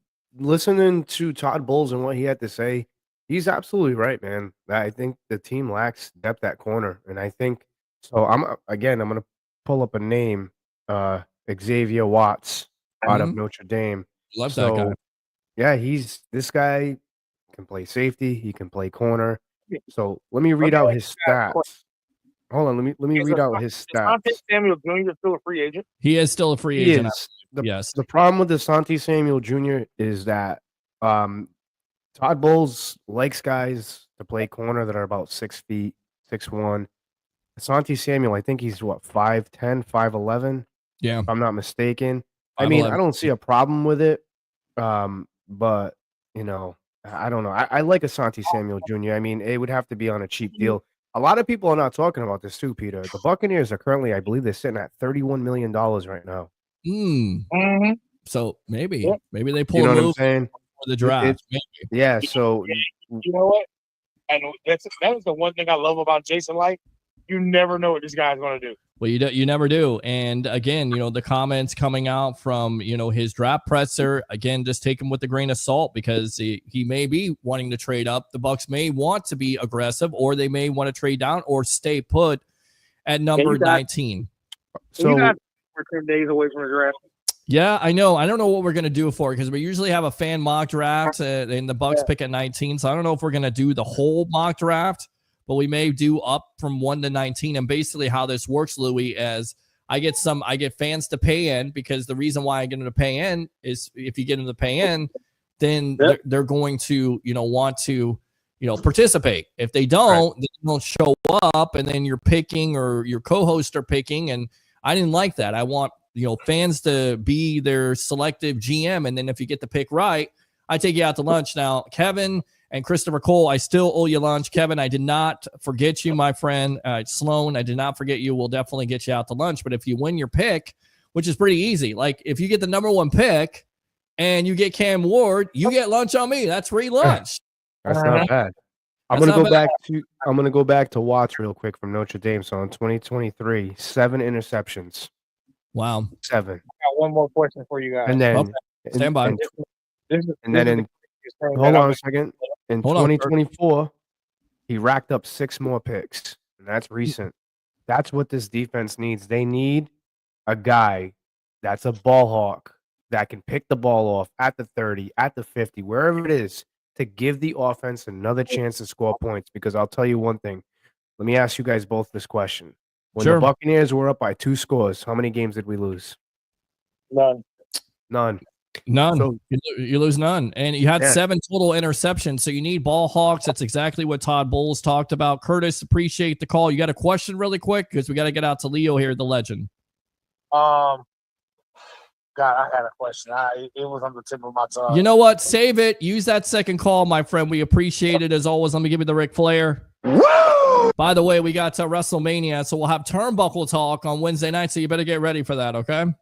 You better be ready. Man, I'm ready. I'm always ready. I'm going to be reporting live from Nashville, Tennessee. There you go. Nashville, Tennessee, right there. Louie from the Frozen Pirate Podcast on Turnbuckle Talk. Curtis, use that second call, my friend, all right? All right, good stuff there. I want to get out to these comments, and then we'll get out to the legend here because I don't want to neglect these guys. Let's go out to Mr. Williams. Go Tampa Bay Buccaneers for life. 813. Jeremiah says, raise the flag, so we'll fire the cannons. He says it again because I guess he didn't think I was reading comments tonight. South Dakota. There you go. Oh, yeah. Jeremiah says, football over baseball. We talk both on this show. Tim Haynes, good evening, guys. Good evening to you. Yeah, baby. Yeah. Let's go out to Christopher Cole. Diaz hit a leadoff home run tonight, too. He hit one yesterday. So it's always good for the Rays to get up early instead of digging a hole. Yeah, I feel like it's my sales job. The first 2 hours of the day, I'm dealing with Gertrude and Esther. And again, I want to pull my hair out and pull all my hair out of my beard because I can't stand it. And I'm getting into a hole and I don't have to dig myself out. When I get off to a good start, guess what? It's a great day. I got off to a good start today. It was a great day. Baz hitting 100. There you go. Get a Caminero jersey. Louie, good advice there. Jeremiah 13, says Campbell. I like the number. Yep. So there you go. And JC. So Campbell, that is the question of the night for you Bucs fans out there. Get on the phone line, 727-255-0391. It's 727-255-0391. Jahad Campbell out of Alabama, or Donovan Izaraku, the defensive lineman out of Boston College. That I'm kid- getting you. That Yes. kid's going to be special. He is. He's going to be very good. I don't know, man. I don't think he's going to be there for the Bucs. I don't. Let me give you the scouting report according to Athlon Sports, our friend there, Tim Ham of the J.P. Peterson Show, according to and care of Matt Miller. Coming off a season in which he posted 16 and a half sacks, Izaraku, started his climb with a brilliant performance at the Senior Bowl practices, which showed off his great use of length and power. This is what Miller had to say, was viewed as a solid middle of the day two player, given concerns about his leaner 6'3", 248 build. However, I'm now hearing he's a potential top 25 player and getting close to being a first-round lock. Teams are desperate for his type of speed, pass rushing ability. Also, here is Lance Zierlein with his draft profile, slightly undersized outside linebacker for a 3-4 front with long arms plus athleticism. Uses every bit of his length paired with aggression to mitigate size differences at the point of attack. He gets engulfed at times, but typically separates from or slips blocks cleanly. He's quick off the snap, using bend and agility to win at the top of the rush or make stops in the backfield. That sounds like a Todd Bowles player. With that being said, we got our guy right here, the legend, former Coach Scout, and now media member of Night Sports Productions, Amped Up Sports, Mr. Leo Haggerty. Book him, Dano. Book him, Dano, right there of Amped Up Sports. Leo Haggerty, welcome to the Evolution. Leo, what's up, buddy? Question. Hang in there, guys. How about yourself? We're doing great here. We're keeping track of the Rays game as they throttle the Boston Red Sox. Last check, 15-1. So good on them. Oh, what, they went for 2 after the last score? They did. They went for 2 there. And Tom Brady had this to say about the Red Sox performance tonight. That's good enough to suck right there. There you go. With that being said, the question of the night for Bucs Nation, the 2 names that have been linked to the Bucs according to ESPN, and take it for a grain of salt because, as you know, rumors right now are just flying, and it could be nonsense. It could be, a poker game, whatever else. It's a Razaku. Can I get his name right? Donovan Razaku. Did I get his name right? And it's Jahad Campbell, the Alabama linebacker. Welcome to the Evolution. Jeez, can I butcher this guy's name anymore tonight? Probably. You'll screw it up more. No doubt about it. But, here's the thing, guys. Now you got to try to figure out what is information and what is disinformation. Yes. Because right now you've got things going out about players by teams that want to see them to drive. Shedeur Sanders is a perfect example. You just got stuff flying out there hoping he's going to fall down the draft board. But I'm going to go back to when I started this back in the late 1970s, early 1980s. I was schooled by Carmen Perone, who was the lead scout for the New Orleans Saints. And the one thing he reminded me of is don't get married to a one-trick pony. Okay? Now, here's what I'm talking about. When you look at the NCAA, especially with edge rushers, 90% of them are speed rushers. Not because they don't have another move, but because that's what works. You have to extrapolate. I thought you'd like that word tonight. Very nice. Very nice. That's a good one. I like You have to extrapolate what you think they can do when they have to use a swim technique, when they have to use a rip technique, when they have to use a spin or just a bull rush. Because in the NFL, it stands for not for long. And that speed rush they're going to figure out. So you gotta try to look at this kid and go, okay, what do you think he's going to become? Can he do this? And a lot of them, I think that was the biggest problem with the Alabama linebacker or the edge rusher last year that the Bucs got. Everybody became enamored with him because he was a speed rusher. Well, guess what? He got to the NFL, and that's not working. He's got to come up with move B, C, and D, which I don't think he's come up with yet. That's why it was a problem him getting on the field. But again, when you look at the Buccaneers, I think edge rusher is something they need to look at. I also think they need to look linebacker because, that guy in the middle, he's getting a little long in the tooth. He's still playing at a very high level. But you know what? Father Time, he's undefeated, and he doesn't let you know when he's going to show up. So that's a great point. And so Are you going with Big E? Donovan. We're just gonna call him Donovan. Just Big E. Dio. Or are you gonna go with Campbell out of Alabama? Who are you going with? Is a Raku. That's his name? Did I get it right? Yeah. Okay. Raku. I think if the Bucs, they're going to go with the guy they have higher on the draft board. And I think it's going to be a Raku. That's who I think. But the biggest thing you got going, Peter, is that there's going to be somebody on the Bucs board that's going to somewhere be between 8 and 10. It's still going to be up there because people are going to. That's why this is such an inexact science. Because it's not like you got 32 teams with the same order in the draft. And what Jason Light is going to have to do when they get to their pick, there's going to be some people that call and say, hey, how about you trade the pick for what? He's going to have to look at his board and see, okay, I got 8 guys still above 19. Yeah.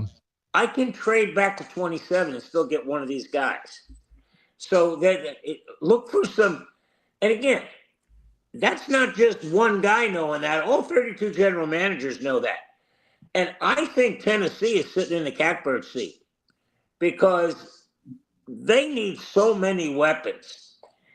I don't think you just sell out the guy you got a quarterback now because he may be the guy.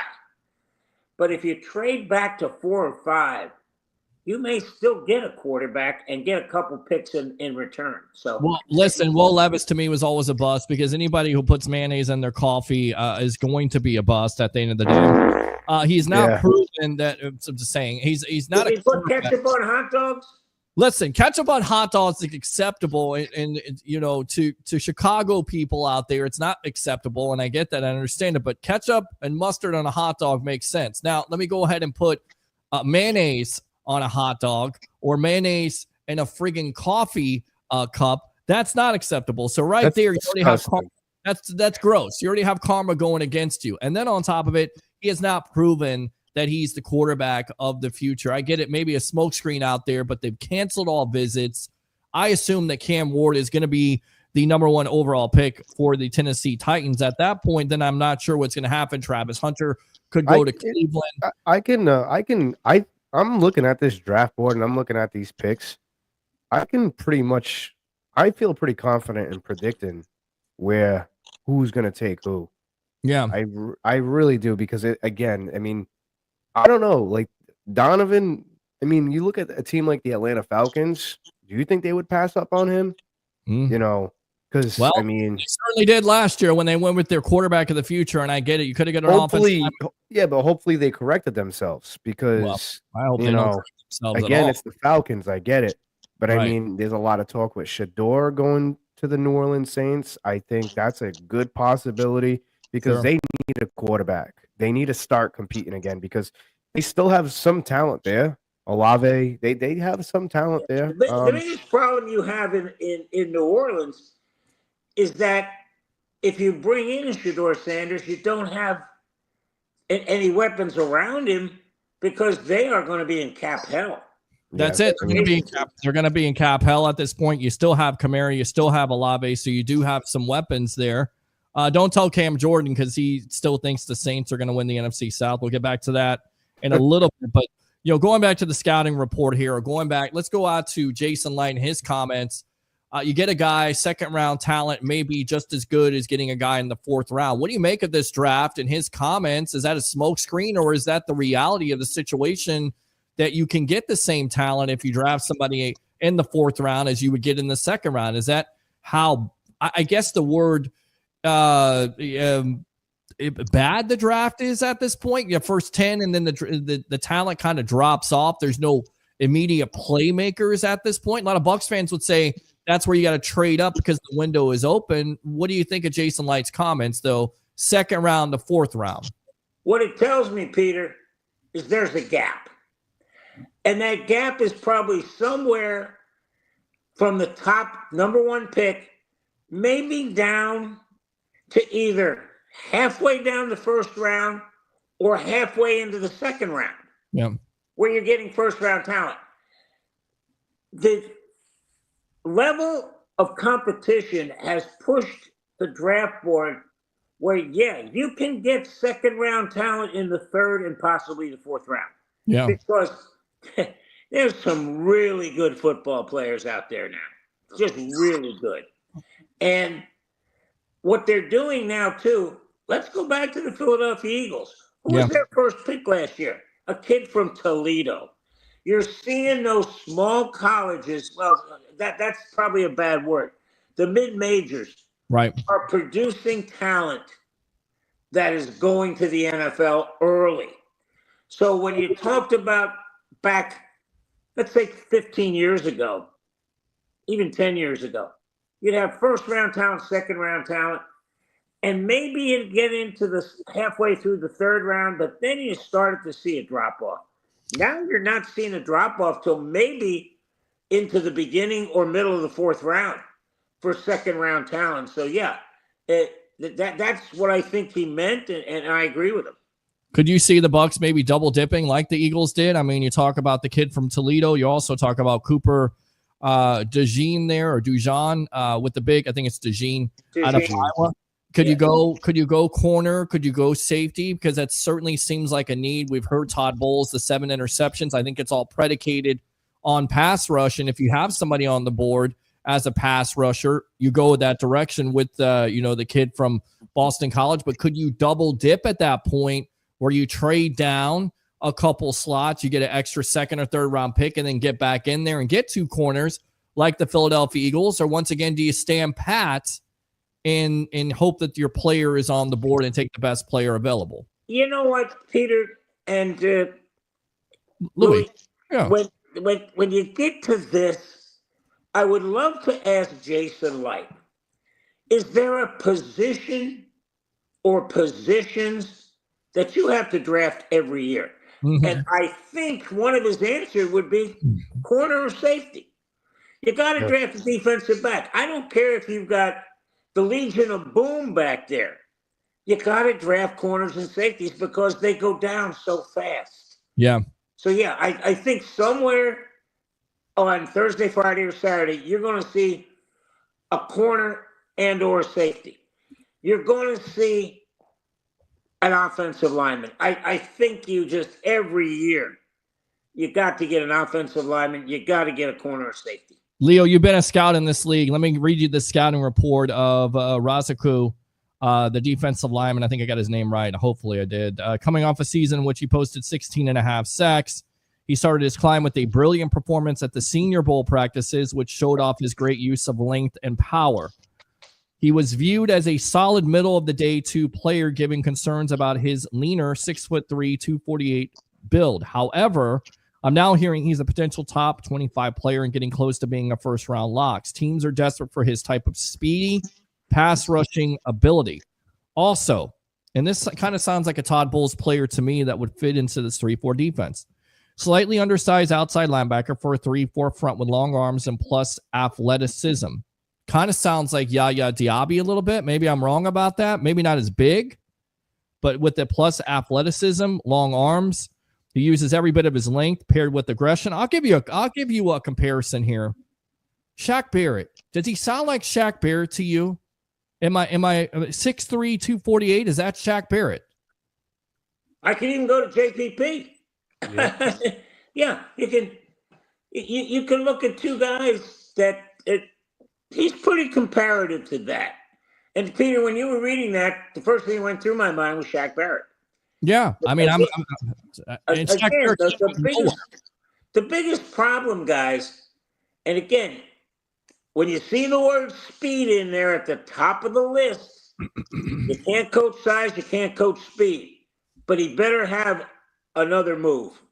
Well, listen, this is my concern here. You don't want another JTS, Joe Tryon-Shoyinka, because it seemed like he had all the athleticism in the world, Louie and Leo, the two L's here on the Evolution of Sports Talk Television. I'm your host, Peter Blake, giving you something to think about. He had all the athleticism in the world, but he would overrun the play. He wouldn't make the tackles. He couldn't finish. And now he's with the Cleveland Browns, where most careers go to die. With that being said, well, you know what, Peter? I'm not going to throw him under the bus, only because he wasn't a 3-4 guy. Okay, I said that. He's the kind of guy. He's got to be a one-trick pony. He's either got to be a guy with his hand in the dirt or a guy play linebacker. And you watch in Cleveland, he may flourish because, guys, you can't coach a guy to be 6'6". I mean, dear Lord, he's got everything going for him. I just think they tried to do too much with him. Yep. They tried to make him into that hybrid edge rusher outside linebacker. That's a fair wasn't that guy.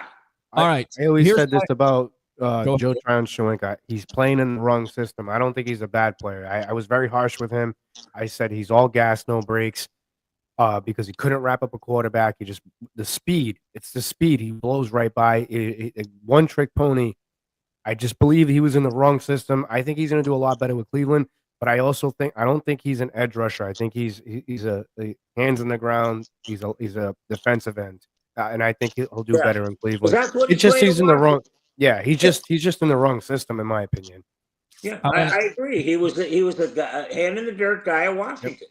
All right, I want to read this to you about Big E here. He gets engulfed at times, but typically separates from or slips blocks cleanly. He's quick off the snap, using bend and agility to win at the top of the rush or make stops in the backfield. Kind of put that out there, kind of decipher that, if you will. I know that's scouts terms for what you're looking for, bend and agility, but explain that to Bucs fans, why that's valuable and why he would work in this Todd Bowles defense, in your opinion. You got to be a knee bender to play in this game, because the guy, people got to understand, offensive linemen are going to be a lot bigger than defensive linemen, but they're also not going to be as agile, mobile, and that's the big thing. Yes. If you end up not having a run game, which is what Harry the Greek would preach, the Bucs need a run game, but they need a run game to make that defense honest. Mm-hmm. Because that 6'5", 330-pound offensive tackle that you have is trying to go against that 6'3", 270-pound guy that runs a 4.5. Okay. That's not good if he knows what's coming. Yep. So that's the key. They got to get somebody who's able. And again, Rod Marinelli, with the greatest line in the world, he said, "We play the run on the way to the quarterback." That's an interesting concept, because I look at what, and again, this is a copycat league. There's 31 teams trying to figure out what the Philadelphia Eagles are doing. Well, guess what? Davis and Carter, that should be a law firm, because they're going to punish you. And they collapse pockets. Well, listen, it goes back to what the Bucs did, right? I mean, they're not doing anything new. I mean, you had Booger, you had Warren Sapp. You also had Warren Sapp and Brad Culpepper for all those years. And you also had a rotation with Ellis Wims in there. That's what, Tony Dungy and Monty Kiffin did with that defense for so many years. And that's what the Philadelphia Eagles did against the Kansas City Chiefs in that Super Bowl. Peter, what has Ron Jaworski preached to us? Get color in his face. Color in his face. All right. With that being said, let's go out to Campbell here. His numbers look like this. His versatility after posting a 13.1 pass rush win rate, grading positively on a 17.1 of run plays and forcing incompletions of 13.3 of targets while recording 22 coverage stops in 2024. To me, that sounds like what Devin White was supposed to be and how Todd Bowles used White. You could do the same thing with Campbell. You can bring him on the blitz. You may be able to bring him on the edge. I get it. You won't have him until October. Is it a worthy risk at this point? Because this certainly seems also like a Todd Bowles type of player that would work in this 3-4 defense. What do you say? Not on Thursday night. Maybe on Friday. But again, Peter, I'm going to go back to where I cut my teeth. Mm-hmm. Your first-round pick has to play. Okay. And not in October. He's got to play in September. That's if he doesn't play then. And again, I love these people that get out here and say, well, they didn't get value for the pick. Well, if you got on your board him in the second round, somebody takes him in the first round, but he starts, guess what? He was a first rounder because he's fulfilling everything the team took because now he's starting. That's the key. All right, I want to get you. I know you want to get out of here in just a little bit, so we'll bring in the left-hander. We'll finish up. We'll cut this short because we've been doing a lot of draft talk here. But Jason Light had this to say when he was talking about character issues and drafting a player at his press conference.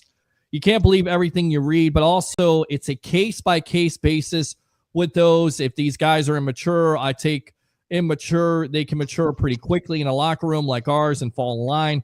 That's certain things that we won't tolerate, but a little immaturity is one that we can live with, especially with the culture that we built. Now, a lot of people would throw out there James Pierce from Tennessee, who was on a scouting combine on one of the official 30 visits for the Bucs. Here's his numbers: 6'5", 245.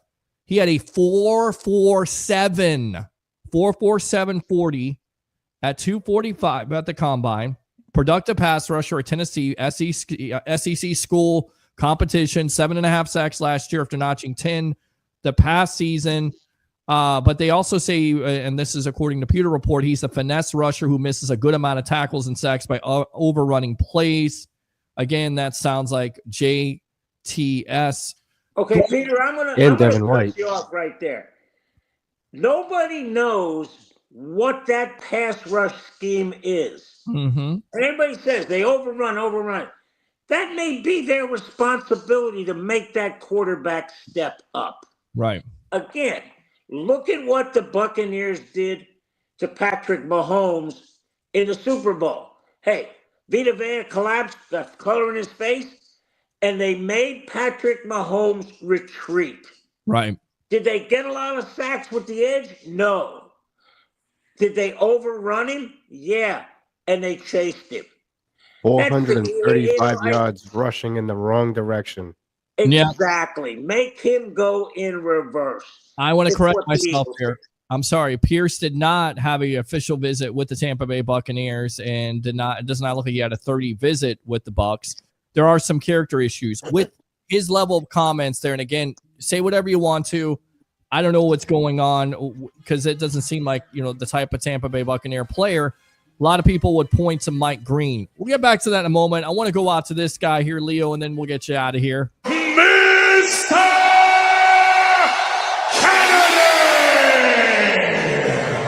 Kennedy! All right, Ray Kennedy, best of the Bay. Welcome to the evolution of Sports Talk Television. Are you there, my friend? I thought he was there. I guess he's not there. There you are, Mr. Ray Kennedy. Welcome to the evolution. Brothers, great show as always, but I'm calling a little selfishly. I wanted to talk with Leo. I wanted to make an offer on that car he's selling it on his Facebook page. Oh yeah, by the way, somebody who took control of your Facebook page there, Leo, will go full screen, is selling what are they selling? A Cadillac? He's trying to sell that Accord again. Accord? Is it a Cadillac Eldorado? His second prize, steak knives, and his third prize, your tires. Right. Right. So there you go. All right. So I don't know who that is. Well, we'll try to get Leo Haggerty's Facebook back. But you're selling that car, man. How many miles does that have on it by now? Was that 250? It's a hell of a deal, Leo. I'm willing to make an offer right now. All right. It's 250,000 miles. You know what the hell of a deal is? You get to pay with it in food stamps. Well, there you go. And then you get your EBT card, and then you put the cats also in there because they include the cats because he's been trying to sell bad cars and also cats. So how can you go wrong with that? I'll tell you what, I'm going after Facebook and Meta for that because I've been trying to get them to end that account, but trying to talk to a human there is impossible. It is impossible as everything is AI at this point. You know who's not AI? Ray Kennedy. Hopefully you're not AI at this point. Who knows? What's going on, my friend? What's on your mind here on the sports web? Not how you guys. How are you guys doing tonight? I just so much Tampa Bay sports going on. Well, the question of the night here for Bucs fans, and you can go ahead and talk about this. Is it Razaku? Turn on your phone there. The defensive lineman from Boston College, or is it Jahad Campbell? Who would you take? Because those two names right now have been linked to the Bucs at 19. Who would you go with and why? I like Jonathan Campbell. I talked. Jahad Campbell. We were talking about this. I put him on Avante David's hip, and I tell him learn the game. Okay. All right. That's what he thinks. So Campbell right there at 19. A lot of people are saying Campbell, which I'm surprised by. With those comments from Jason Light, a lot of people talked about Mike Green, the edge rusher from Marshall, some assault charges there. Oh, look at this. Look who decided to grace us with his presence. Leo, you may want to hang out here. Ray, you may want to hang out here. In fact, Ray, you may want to get on video here in just a little bit because we got this guy coming in.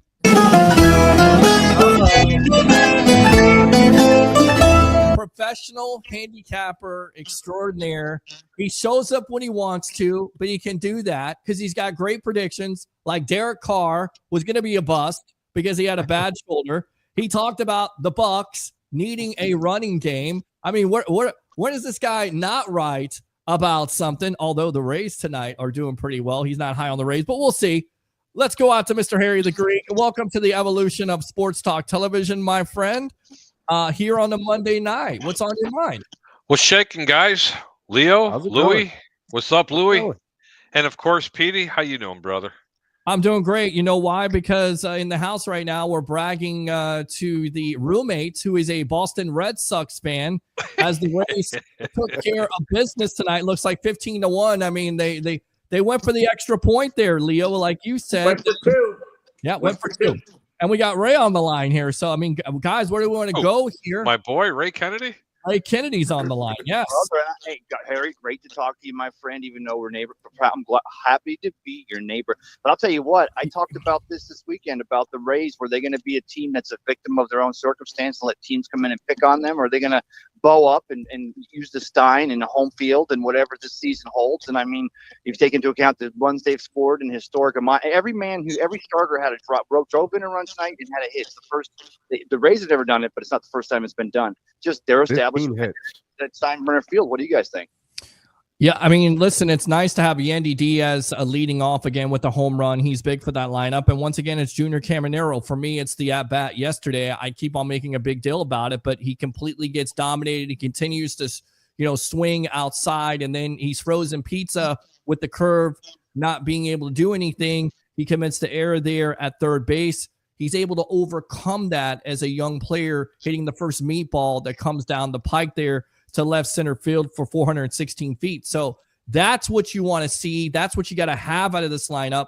I agree with Harry. They've got to score more runs. The pitching is there. I think the bullpen is there. But definitely, it's always been the question mark with this Rays team. The sky's the limit. If guys like Yandy Diaz and Junior Caminero can continue to step up along with the others, listen, I think we were talking about a team that's going to surprise, and I'm not surprised. I'll take the bet of 81.5. I'll go over. I'll throw all my money in. Harry the Greek, what do you say? I'm gonna. I don't know what the hell to say. Are you kidding I'm me? optimistic. You know me. I'm the eternal optimist. Peter, you're optimistic. I mean, let's talk about what it is. Look, they're one injury away on offense, or if they continue to keep batting like this, because down in AAA right now, there is a gentleman by the name of Eloy Jimenez. And you bring him back up, he can play first base, which, by the way, that's what he's doing right now. He's a liability out in the field. But what he brings to the Tampa Bay Rays is going to be a guy that's going to bat 270 to 290. He's going to hit you 30 to 40 home runs and give you over 100 RBI production. He's going to be perfect for the 3 or 4 slot. He's just trying to get it back together. Trust me, he'll be up within the next 2 to 3 weeks. All right, so there we go. So good stuff there by here the Greek. Yeah. The question of the night here. I know, Ray, you've already commented. Leo, you've commented. Louie, you've commented. Campbell, the Alabama linebacker at 19, if he's there, or Razaku, the defensive lineman out of Boston College. Hopefully I didn't butcher his name again. Who would you take if he's on the board there? Both players are on the board. What do you do at that point for Jason Light, Harry the Greek? God, let me go last on this one. I have an opinion. Well, I would say your defensive lineman edge rusher, or do you go with the linebacker? I mean, that's what it comes down to. Because I like the linebacker from Alabama. Wow, you go with Campbell over the edge rusher. I'm surprised. I really don't be too surprised, because I'm going to tell you right now, he can play in the 3 technique. He can play outside. He can play inside. That man has all the tools to play. He could be a little bit light on the outside part of the defensive end, but let's call it what it is. The Tampa Bay Buccaneers play a hybrid type of defense, and they love to blitz, and that would be a blessing to get that young man if he's still available. I'll tell you what, guy. I'll tell you what, Harry, you're so right. And I'll tell you why. Think about this going back to Derek Brooks. Think about this going back to, for me, Richard Batman Wood. Think about what it meant to, even when we went and got Devin White from LSU. You're bringing in a strong linebacker presence. And Levante, again, stuck around another year. You hope it's another 20 years he plays until he's 70. But at the end of the day, you want to start establishing an identity in the middle of defense. And that's going to be your quarterback. It's always your dogs up front of your rushers, your defensive linemen, your leaders by example. But your linebackers are calling the plays, and they're going to be the leader of the defense. If Big E's on the board from Boston College, you go with the edge rusher, 16 and a half sacks. It's all predicated up front. I love the linebacker, Campbell out of Alabama, but you don't get him back until October. You've already got the same situation with Savasier Dennis, which you're not sure if he's going to be a linebacker that's going to be able to stay healthy with a shoulder problem. I got to go with an edge rusher, because at the end of the day, I want Todd Bowles to play. That takes the pressure off your back end. Strong front end equals better back end. Write that down. I know Leo knows what I'm talking about at the end of the day. And then on top of it, Hassan Reddick is under a 1-year contract. So you would expect him to be productive. But again, it's a 1-year contract. So go out there, double dip, get a defensive lineman that can rush the passer, and we got some games to play. All right, Ray, anything else? Go ahead, Ray. Go ahead, Louie. Go ahead. Ray, Louie, go ahead. What time are you on till 10 o'clock? We'll be on for a little bit. Do you want to jump on here?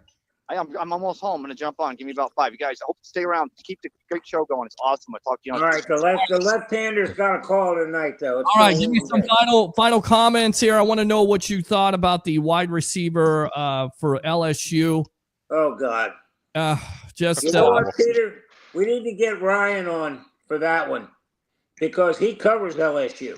Yes. That's a terrible story. I mean, just terrible.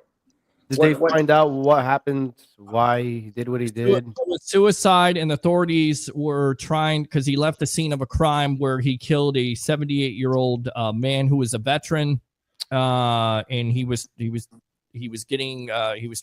his career, and then he took his life. I'm not trying to sound cold about it. No, but that's about the synopsis of it, Louie. Yeah, and why, it's a shame. So it was a hit and run type of deal. No, he hit somebody. The man died. They found out about it. He was in some legal trouble. He was projected to be a top, a first-day pick or a second-day pick. Okay. Yes. And when he realized that his career was over, I mean, no one really knows what's going on through the mind of someone who's, battling some kind of mental illness. But, everything's pointing to the fact that the young man took his life because of the guilt and the way his everything unraveled for his life. Yeah. It's a shame. It really is. Yeah, that's. And you know what? that's I'll tell you what, heartbreaking. guys. The problem with suicide is it's a permanent solution to a temporary problem, and that's the biggest thing. You know, we got to convince these kids that I don't care how bad it is, we don't know what it's like on the other side. Nope. And No from a one's religious from a religious standpoint, it's an unforgivable sin. Yeah, So you're heading south in a hurry. it's exactly what it is. And I'm not trying to get political or religious or No, anything else. his father mentioned it. You know, Jesus, and I think I'm paraphrasing here, but Jesus or God needs my son more than he's needed on this earth. It's not a religious thing. It's to me though. What happens is when the whole suicide thing. To me, you're not just taking yourself. You're hurting everybody around you. Yeah, you're hurting and you're taking a little piece of everybody around you. Like there's especially people that long-term love you and effects. stuff. Yep. It's that's why they say suicide is a very selfish thing to do. I feel like no matter what the situation is, that's not a way out, in my opinion. And I think in that situation that happened, you got to face your consequences, unfortunately. And it's a permanent solution to a temporary situation. Man, Leo, you couldn't have put that any better. Yeah. Hey, can I speed this up a little bit into a different direction? Yeah, because I'm going to get off. But I got to have your opinion on something. Okay, Leo. Go quick, Harry. Go quick. Okay. For the first day of the NFL draft, it's going to be held this year up in Green Bay. And some of your top prospects are going to be there. From what I understand, Shedeur Sanders will not be there. But a player like Jaden Milroe is going to be at this? What is this, a joke? I mean, haven't we had enough of looking at what Anthony Richardson has done a couple of years ago? And he's not even close as talented as this guy. I'm not a firm believer of Richardson with the Colts. My I never was. Peter he's was great. I don't think he's great at all. I think that was I'm going to defend Peter. I'm going to defend that was such Peter a reach. Please, Peter liked him because of what he was doing, and Peter said, quote unquote, there was going to be a couple of general managers out there that were going to just get baffled by what he did, run, jump, how high it was. Yep. And I'm like, this guy stinks. And that's exactly what it is. But really, I've had enough of looking at Milroe. Well, listen. Someone said they compared him. You ready? You ready? You guys sitting down? Go for it. They think he could be better than Jackson from Baltimore. Oh my God. That's great enough to suck right there. Now that came right off of Sirius XM Channel 88 from one Jim Miller and Pat Kerwin. Listen, and argued with me and told me that the guy would have a better career. Yeah, that's nuts because already Lamar Jackson, even though he hasn't won a Super Bowl, 2-time MVP, dynamic. I don't see that with Milroe. He's not accurate. Jackson is accurate. We've seen him. Milroe. Yes. Milroe couldn't hit you from one side of my kitchen to the other. You couldn't hit water coming out of Well, you know what, guys? Here's the biggest problem we have. Yes. They're looking at last year's quarterback talent, which was phenomenal. And they're expecting the same. There's really only 1.5 guys that should go in the first round. Yeah. Cam Ward's the top pick, bottom line. Shedeur Sanders is somewhere. Where's he going? Where's he going, Leo? Harry, that's the $64 question. The one thing he's got going for him, he gets rid of the ball quickly and he's accurate. Is his daddy going to let him go to the Giants? I think somebody's going to trade up and grab him. You got to be kidding me. The Saints at number 9 with Derek Carr being out? No. Saints wouldn't do that? No, because Derek Carr's coming back. You can't do that. And Derek Carr's under contract. No, Derek Carr's watch the Steelers, guys. Stop it. Well, the Steelers didn't have a quarterback. Who's the Steelers quarterback? That's a good point, Leo. That's a very good point. I could. That's honest. Yeah, that's a very good point. I really didn't even think about that. You're going to hear it right now, first time live. If the Pittsburgh Steelers draft Shedeur Sanders, immediately get online and bet the under finally, and they will have a sub 500 season. Wow. For the first time in years. You heard it, because I'm already going to do it. I was hoping that Aaron Rodgers was going to Pittsburgh. They were going to win 5 ball games this year. It's tough for me because Mike Tomlin, he always gets the best out of the players there, and everybody rules against him. Hey, that horseshoe's getting ready to come out his ass. Okay, Yeah, you can't do that every year, in and out, in and out, in and out, and win, by a field goal, or because there was a late call and a penalty, and then you get to kick the field goal. Let me tell you something. Pittsburgh plays really good defense. They know how to run the football. I'm not taking anything away from Tomlin, but it has honestly been a smokescreen for the last 3 years. This team is not good. Let's just call it what it is, and they need to bust this team down. They're not good on one side of the ball. Correct. They're pretty good on the other. Guys, TJ Watt. Leo, TJ Watt might not even be a Pittsburgh Steeler this year. I'm making another prediction that they get rid of him before the draft. Wow. I don't see that. Tampa Bay Buccaneers, $31 million right now. Well, there you go. I mean, that's a bargain. Yeah, but they can trade him.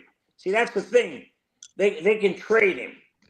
And that's why I'm saying look out for one of those teams in the top 5 or 6.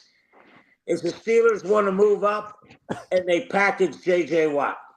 Well, that's what they were also talking about, Leo. That's what else they were talking about. There was a possible trade scenario with the Chicago Bears to move back for him in case Shedeur Sanders was available. That's why I found it ironic, and that is what they were reporting right now out of New York on the fan radio, that's what they're predicting. That's going to happen. I got to get NFL Serious Reader. Let me go ahead and let me defend myself while Leo's on here. The reason why I talked about Anthony Richardson is because Peter, before you go, let me defend you.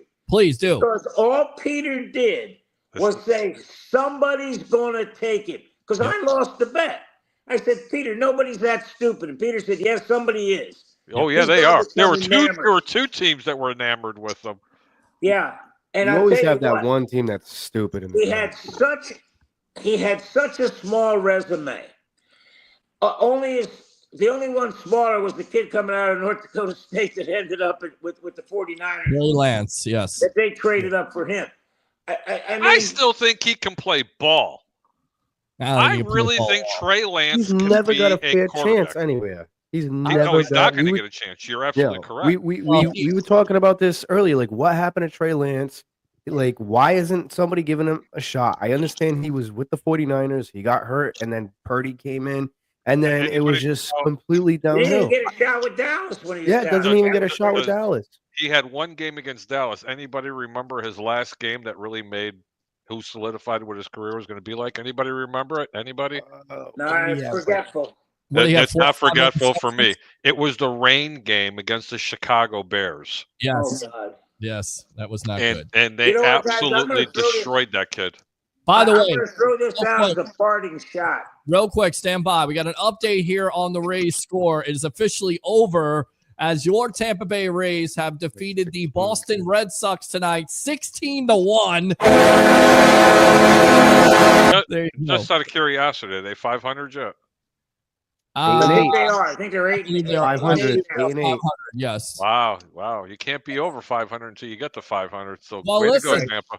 Listen, it's still an early season. We'll see what happens here. But anytime you beat the Boston Red Sox, it's a good day because again, I'm gonna brag because anything's possible, buddy. The Boston Red Sox lost 2 out of 3 to the White Sox. There you go. The White Sox. All right, Leo, go and give me a parting shot. We'll get you out of here.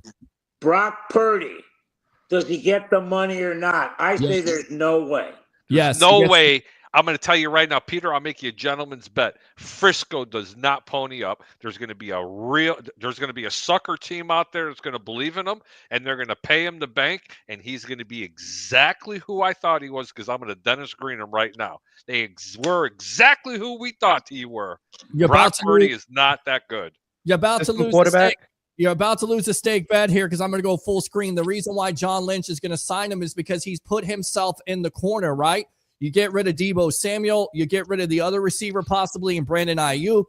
Now you got all that money saved up. Where are you putting that money? You're going to draft a guy? Nah, John Lynch right now is on the hot seat, in my opinion, with that team. Not at 50 million, Peter. Well, you got to get it. 50 million. Hey, on that note, fellas. Oh, hold on. So if they do sign him, Peter. hold on. If they do sign him, Leo, how much do they sign him for? Yeah, 35. 35.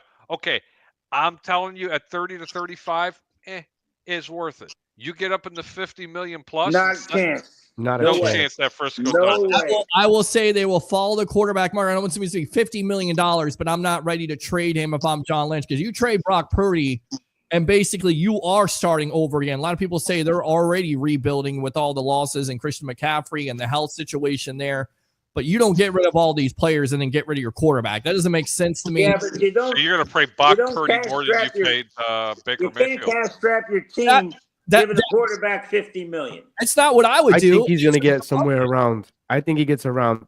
If they do keep him, I think the Niners are going to. I think they want to stay around 30, 37, no more than 41, and I think 41's even 41. pushing it. Hell, Yeah, he's not even getting Danny Jones money. Well, the problem with that is, I mean that the taxes out there are probably ridiculous right now in California.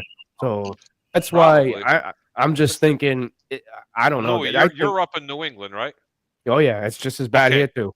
No. Your taxes pale in comparison with what they have in California.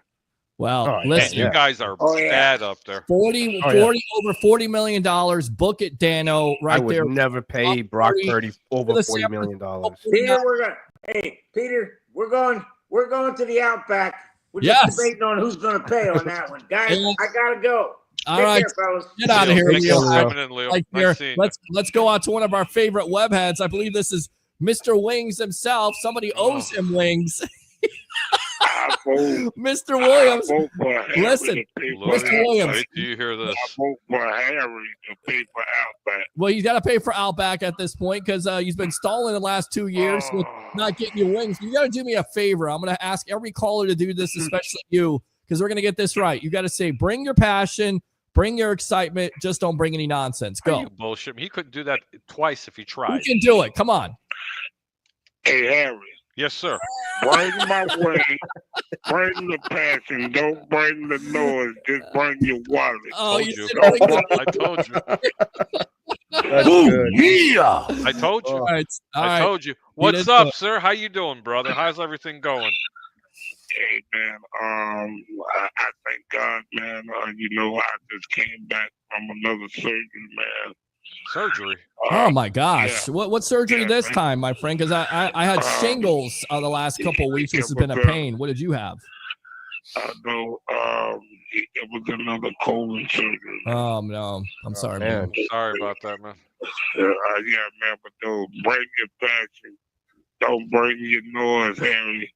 Don't bring your noise. Bring your wallet and leave your nonsense. That's a new one. Yes, leave your nonsense. Bring your wallet. Leave your nonsense. Bring your passion. Don't bring your noise, and let Peter pay the bills. And pay this. Are we still talking about the chicken wings that Harry owes Mr. Williams? Hold on a minute here. We got our guy here. We got to get his intro on. Hold on, Mr. Williams. Mr.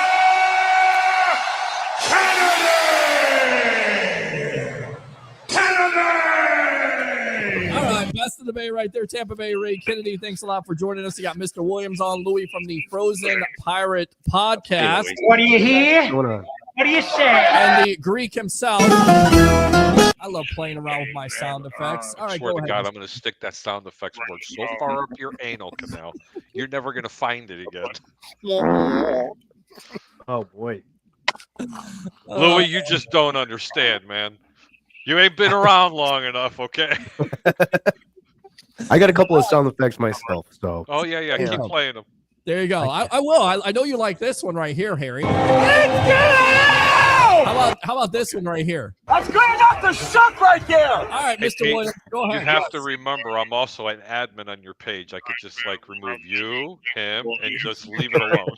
Keep it up. All right, Mr. Williams, I can't hear what you're saying. It sounds like you're talking in a bubble or something. What's going on? Pass, Mr. Williams. You know what I'm saying? I am waiting on my draft, man. You're waiting on your draft. All right, who do you want here? Do you want Campbell from Alabama, or do you want will you shut up, or Razaku Ezaraku. God, I got his name wrong. Ezaraku from Boston College, if I can get his name right. All right. Well, Mr. Williams. I want that corner. Because I want the corner back. Well, that's not the two choices. I know you want a corner, but those are not the two choices at this point. So give me between those two choices, Campbell or Big E from Boston College. Tell him you want another like tight end or something. You shut up, Harry. Punter? Kicker at 19. You got to go kicker. Exactly. Kicker at 19. Great job, Ray, as always. Shut up! Boy. Well, you do know that Ray loves to beg for the leg. Always have. Yeah, man. I would use another wide receiver. Oh, you say you're going to go wide receiver? Wow. Oh, okay. Follow the Greek.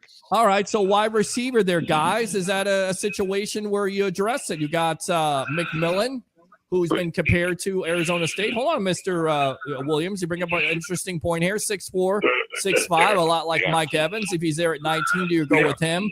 Do you go with the kid? I would because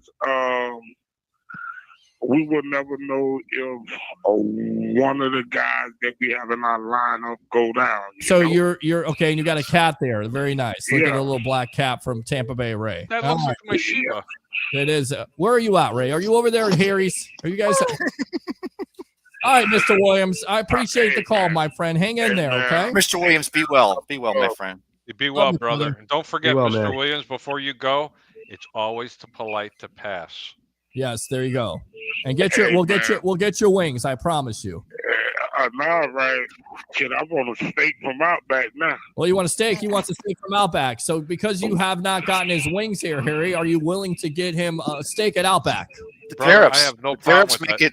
Yeah, you got to go. I will. Tariffs are coming. Louie, you're Gotta the new guy on the upcharge. block. All right. Thanks a lot for the I call. like Here. the heat, man. We got Alex. We got Dave calling in. Mr. Williams, appreciate the call. Let me go out See you, to Mr. Williams. Sun Devil Dave here. Let's go out to Sun Devil Dave, Chicago's own, and we'll get out to Alex in just a moment. Alex, call back. Use your second call. Dave, you're on with the 4 here. You got the Greek. You got Louie from the Frozen Pyro podcast, and, of course, Tampa Bay Ray. What's on your mind tonight? Great job, everybody. Right up. Thank you. What do we say? I Listen, what do we say to the customers? Transition. Hold on. What do we say to the customers at the end of the day or during the day? Thanks for $20. Yes, thanks for wasting my time. Exactly. All right, go ahead, Dave. We have to go over this. I have to transition. So we got to talk about the UFL. You cannot say UFL. transition. What? Hold on, man. Hold on. Two things you did wrong. You said the word UFL and transition. Transition. Okay. Are we going political or are we talking easy? You know what? Hold on. If we're going to go transition, Louie, break your cherry. No comment. It was awesome week 3. That was perfect. Oh, okay. All right. No comment. Go ahead. No transition. You want to Just real quick. transition. Go ahead. Wait, Peter, who's the caller again? Can I ask him a question? Yeah, Sun Devil Dave. Sun Devil Dave. Yeah, I love the music. Did you see Isn't the he announcement from yesterday? Chicago? Yes, he is from Chicago. Yes. All right, Did hold you on. see What part? What part of Chicago are you from? We'll get out to the comments in a moment. I only stayed there. I was only there until 8th grade for my first 13 years. Yeah. What part? Elmwood Park. I went to Catholic schools like St. William, St. John Bosco. That's why we're talking about transition. Okay, got it. Easy. I'm kidding you. Are you a Cub fan or a Sox fan? He's Dave? a Cubs fan. Oh, come on, Greek. You know better than that. Really? I could be John Cusack and just like both. The Greek likes both, but I won't really. Yeah, I know you do. Well, you saw the whole story about when John Cusack was on Letterman and they were giving him crap because he was going to Cubs games and Sox games. And Reinsdorf got mad. He says, look, I can't have you showing up to the World Series 2005 and you're still going to Wrigley. You can't like both. He goes, I like both teams. And the Cubs fans would just rip him. They go, come on, John, you can't do that. They just Seriously? This is interesting. I'm glad he called in to tell me about that. You know, I got to tell you, you know what made me change to actually start liking the Cubs? I mean, and please, I know there's a lot of people watching, but just don't tell anybody. It was the year the White Sox went to the World Series. And you might remember this. Right on the marquee of Wrigley Field, the famous one. Yeah. It said, as soon as they beat the Angels and they were going to the World Series, go get them, Sox. Make us all proud. Mm. And I remember looking at the marquee going, what? Yeah, very classy. That was not only classic, but very classy. You're absolutely correct.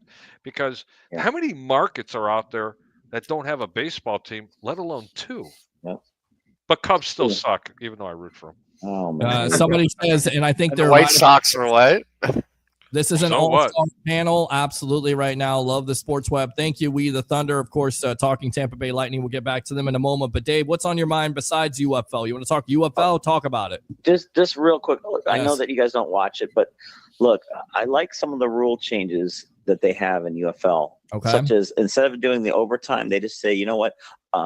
Well, it's basically you just start on the 5-yard line and you try to score. I kind of like that. I think they should just get it going instead of doing the traditional format. They also do that. They got rid of onside kick and they say, okay, if you want to get the ball back, you have to go 4th down and 12 from their own 28-yard line. 100%, Dave. Yes. That's what's up. No, I said you're right. Keep going. I'm sorry, brother, but you're right on that. Go ahead.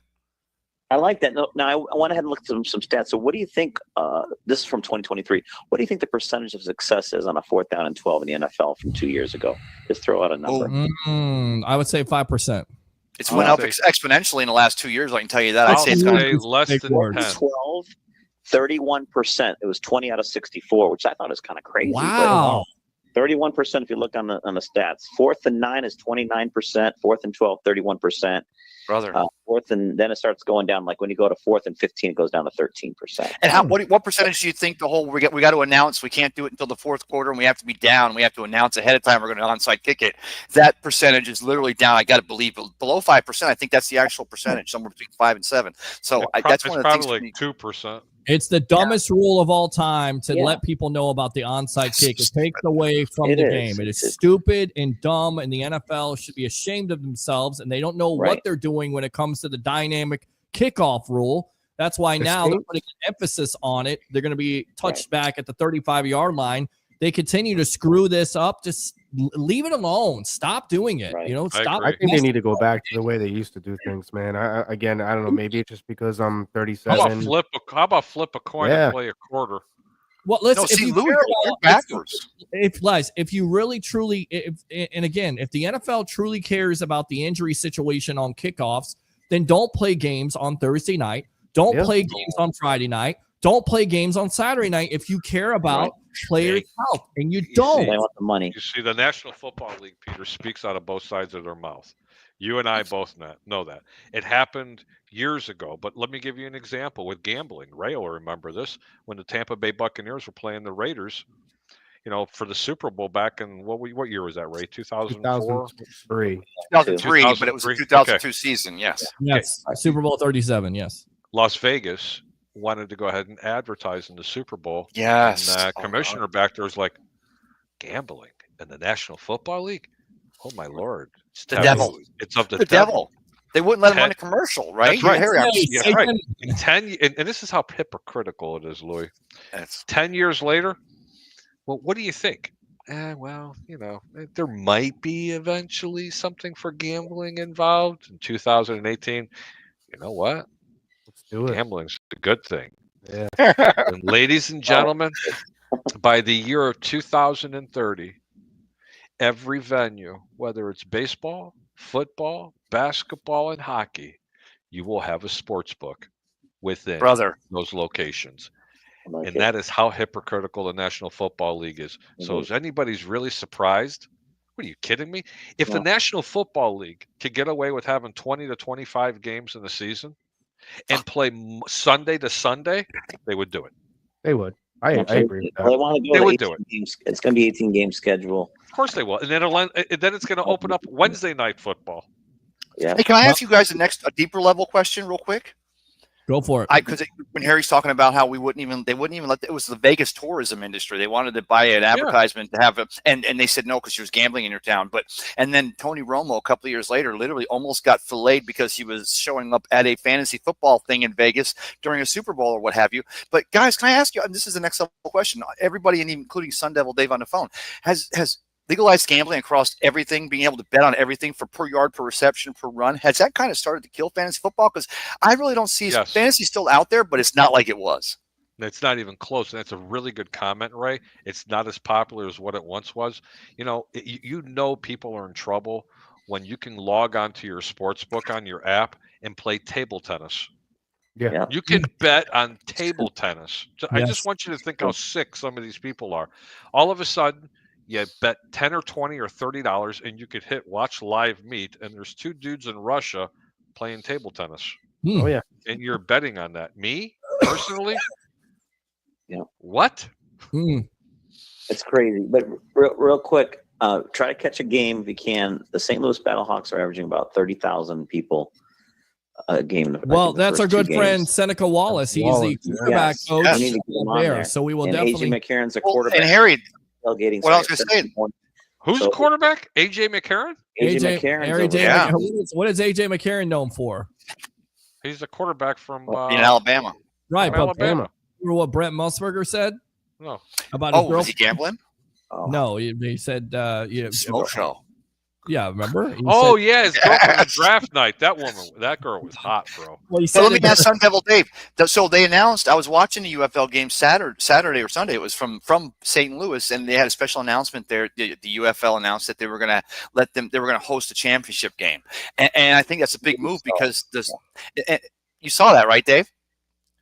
Yeah, they're gonna. I think they hosted it last year. I'm trying to remember now because they're rabid there. And I think if The Rock and the UFL get together and they have to figure out when they want to expand, they really got to go after Thursday. I'm really shocked that Florida doesn't have a team. They should have a team hopefully next year, either in Tampa or Orlando. Yes, Dave, and of course that's because Peter and I used to cover the Apollos, and Harry the Greek we used to cover when we wanted to bring the Bandits back. But let me ask you this: you say you want us to watch more football, and I'm all about it because I did watch some of that game Sunday. Are they still showing the live? Are they still going to the review booth, and you can still see the review referee going, roll the tape forward, roll it back. Blandino is the VP, so he's actually doing the review, and he's like going, okay, I could see his foot down, so he basically calls it, and you're watching Dean analyze it. Because that's something that the NFL inherited from the UFL, and that's something I'll continue to watch because it's those innovations that'll interest me in the league, not so much the gambling.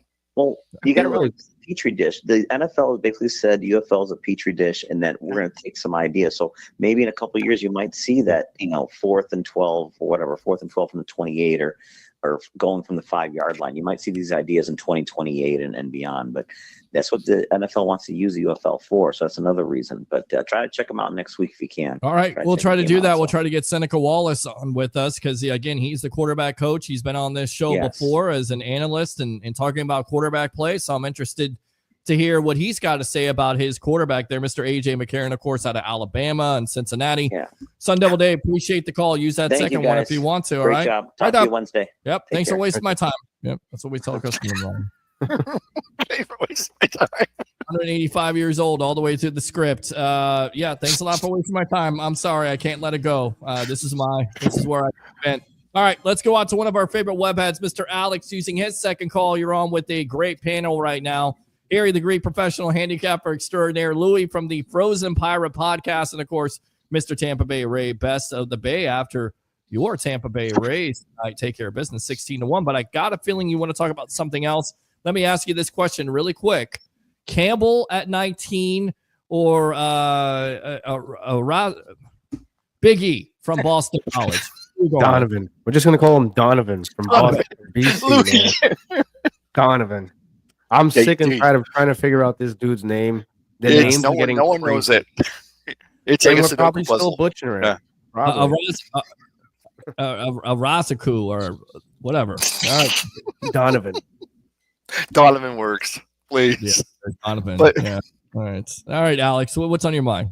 Very tough pick, but I'm actually not going to talk about either of those. I'm going to. Well, wait a minute. Now you got to participate here. Who are you going to take? Answer, Alex. This is Alex's rules. Just let him go, man. You want to talk about Tic Tacs or? I'm not even thinking about football right now. I actually wanted to call it. I'm not even calling in to talk about the Rays tonight. What? Which, by the Rowdies? way, the Rays defeated the Red Sox. Yeah, it sucks. 16-1. There you go. Yes, absolutely. You're not thinking about the draft at all. You can't give me an answer, linebacker. I'm actually thinking about how the Panthers just lost their game, and the Bolts will be hoping playoffs at home. Whoa! At home. Thank you, Alex. Yes. There we go. We got all the sound effects covered tonight for you. Yeah, Here. feeling really good, Pete. I know know, you're it's doing it good. just for me. Absolutely, The man. Greek loves that stuff. I Yeah, love you that. can Now, Cowboys. Alex, next don't up, the Lightning play the Panthers tomorrow night, right? Yeah, they play the Panthers tomorrow night, but tomorrow's Yes. night's game technically really doesn't matter because with the Panthers lost tonight, the Bolts, there is no way that the Bolts could catch the Maple Leafs to get that number 1 seed or the number 1 grab. They don't need the number 1 seed. Well, I know what he's talking about because that was being talked Right. about with the Lightning, and they haven't played necessarily the best hockey lately. Although, Well, congratulations. they were playing like it's preseason, John Cooper said. So let's be honest at that. Well, What listen, I'd like to know is from Alex what he thinks about the Tampa Bay Rays playing over in Tampa, and do you think that they're going to sell the team? I was hoping you'd ask me that. I'm actually glad you asked me that. Actually, me and Tampa Bay Ray Kennedy up in here tonight got a chance to talk about it a little bit on Sunday, and he asked me the same question. I'm going to give you my same answer. I like the stadium in Tampa of what they're doing. I think in order for the Rays to survive in anywhere in Tampa Bay or in general, Stu is going to have to sell. Thank you. Let the truth set you free. Thank you. Let me know what businessmen are going to partner up with this man after breaking what would have been a golden mine of a deal for this man. And unfortunately, I think after the St. Pete fallout, I don't think anyone's going to want to go in business with them. So you're going to have to sell. I have been following JP Peterson, which I'm, of course, Peter Blake here at the Sports Web. We're very close with him. I'm sure you are too, Harry the Greek, and, of course, Tampa Bay Ray. He's all right. They're part of the family, yes. He's all right. He's a great guy. Shut up, Ray, and be quiet. All right, go ahead. I really believe JP Peterson's reporting. I really do believe that there are negotiations in the process of selling the team. Hopefully that is true. The Rays announced, and I know it's only 10,000 fans, but the Rays have sold out every home game so far this season, which is a good sign. The fans have been telling Stu for years to put it in Tampa. I live 20 minutes from the Trop. I told Ray on Sunday, even I want it in Tampa. It needs to be in Tampa, centrally located, where more. Well, Alex, you said you live in Largo, so you can catch the Courtney Campbell, and you save a lot of time. I'm up here in Seminole, so I do have to go all the way down Park Boulevard and go to C275. But and the thing is, though, you take into account Friday night's game, the first game against the Rays. Can I give you a reason why you want to travel to Tampa besides going to the Rays game? Can I give you a reason? Okay. Wait, what? You get to see me. That's what it is. You kind of get to come up here and see a Rays game. Oh my God! Here's the part of the show that we said, please don't bring Peter's the over. Nonsense. That's what Peter's we're usually- at. Peter's usually at 2,000. I have a question regarding that, and I needed a paragraph or less. Okay, just a paragraph or less. Here's JP right here. F you, and F you. That is so JP. It is JP. That is so I understand JP. that. God, that But is have so you JP. noticed that there's only one source actually bringing this information out? Anybody? I haven't heard any radio station talking about it. Right. Hold on. Let me go ahead and be fair about this because It's only been JP. Well, JP has reported on this, but also the following reports from Major League Baseball insiders, like I believe Ken Rosenthal, have also put it out there. There have been other sources that have kind of followed his lead, but he said this from the very beginning that this team was going to be sold. It was going to be sold to, and we talked about this about a year ago where there was an apparent sale that was going to happen from the Rays to somebody in the Tampa Bay area where this team would be put somewhere in the Tampa Bay area. So they've started to follow on this. And then on top of it, with once again what Alex said with him fumbling and being like Jose Molina at the plate. At least Jose Molina would get one hit, or Dan Johnson. I hope someone buys this team and they bring them right back here to the Trop, right where they belong. And if they want a new stadium, Pinellas County needs to do something with it. Well, Harry, I'm glad. Let me go ahead and give you some breaking news right now, because Alex did follow this up. Stu Sternberg's dead. Will you shut up and be quiet? Yes, the Tampa Bay Lightning have officially clinched the second spot in the NHL right now in the Atlantic Division. Right now, they have 100 points. They're 4 points behind Toronto. So how that works out is, I believe, and Shooter and Stash, or Shooter, will have to come on this broadcast here from We the Thunder. Hopefully you hear what I'm saying and you're still watching. Give me the specifics of this, but I believe Tampa Bay now will play at home, and they will play Florida as the first round. Yeah, they will play the Panthers, and we all know they are tough. Well, that's revenge, because and it's a revenge, a dish best served cold, and hopefully the Lightning are not cool at the point, are hot. Yeah. You know what's funny about this? The antithesis. That's a Leo word. Easy of for this you to series. say. Yes. It was so hard between us and the Panthers. That's all, folks. Well, the antithesis of this is poor Louie sitting down there going, Why do you what the hell did we get Why did you into sound here? like Mike Tyson? Can you say ludicrous really quick, and then we'll go back to Louie? That's ludicrous. No, but the antithesis of this story. No, not the antithesis. The word work. But remember when Florida? Remember when the Lightning came in 98, or when they came in, and when the Panthers came in years later. The story to this day still is that you can't have ice in Florida in April, May, and June. But now you have, probably, to me, one of the best matchups for the first round between the Panthers and the Lightning. Not just a 275 or Alligator Alley series, but also revenge for how they did last year when they beat us and they got their first championship. So, I mean, that's probably the best first round matchup in the entire NHL. I think it's a matchup a lot of fans want. I think that's a matchup that Tampa Bay wants, and that's the reason why you make that trade for Yanni Gourde and Borkstrand, who now, unfortunately, could be out for the playoffs, but still the Lightning have depth on the front line. They turned the puck over a little bit too much lately, so hopefully they can correct that, because if you don't, it's a different brand of hockey from the regular season to the postseason. Every mistake will be capitalized. If you commit penalties, that'll also be capitalized on, so you got to be great. And I think right now the Lightning are a team that definitely has the momentum and can go as far. The sky's the limit for this Tampa Bay Lightning team. I'm excited about it. Let me ask Alex this question. How did the Lightning play tomorrow night's game against the Panthers? If that's the team you're going to see in the first round, do you just sit everybody? Do you just run the scrubs out there? Do you let your hosts that are working the lower level of the bowl there at the Amalie Arena come out and play goalie tomorrow night, or do you go out there and try to kick their ass and set the tone, if you will, for the series? All right, so I'll say this, and then I have one raised question for Tampa Bay Ray before I go. Okay. Asking you a question about the Bolts. First of all, you have to rest Vasi, no exceptions, but you keep most of the rest of the guys that are in the lineup. Jake Gensel, which by the way came back from injury yesterday and scored 2 goals alone on his own. Correct. So really huge having him back. I would keep ice time limited, but I would not sit them the entire game. But I think they're going to rest Vasi tomorrow, and now that they know what they know about being at home. So I expect to see Johansson playing tomorrow in net. But I'm most likely going to see ice time probably kept to probably half an hour during that game. But I have one raised question for Tampa Bay Ray, because I do have to get out of here. So as you know, the Rays were hot tonight, but I want to ask you a question going back to Sunday before I go. There's going to be some very, very tough decisions coming up with Josh Lowe coming back probably in a month and a half. Kim getting ready to come in. Who do you see the Rays cutting? Because Jake Mangum has came in.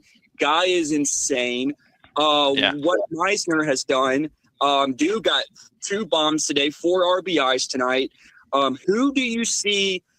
Who do you see either getting sent down or getting sent down? Because you're also going to have Palacios coming back, who will come back before Josh. So you're going to have an overcrowded infield. Who do you think goes down? Because I would hate to see the Rays take the bat away from Jake Mangum. Alex, they can. He can. No, and so I think for the first time ever, appreciate you. Alex, love you, brother. But I think for the first time ever, you're going to see the Rays are going to have a come to Jesus meeting with how many pitchers can we keep on his staff? Can we keep 73 pitchers so we can do the opener? And of course, it shows that we have Boyle and we have Shane tonight. Bob's doing did and just let's just do what we're doing. But I think you're going to have to figure out if you're going to want that extra position, because there's no way Jake Magnum's going down. He may not go down again. In fact, Peter, you're always saying, what jersey would you buy? God, I don't want to be like giving this kid bad luck, but I think that's one jersey you can buy right now, because that kid's going to be a Ray for a very long time, and I can't see them putting him down. If they did, then there'd be a mutiny over there at Steinbrenner Field. Well, Junior Caminero, I can tell you who the guy that they should put down.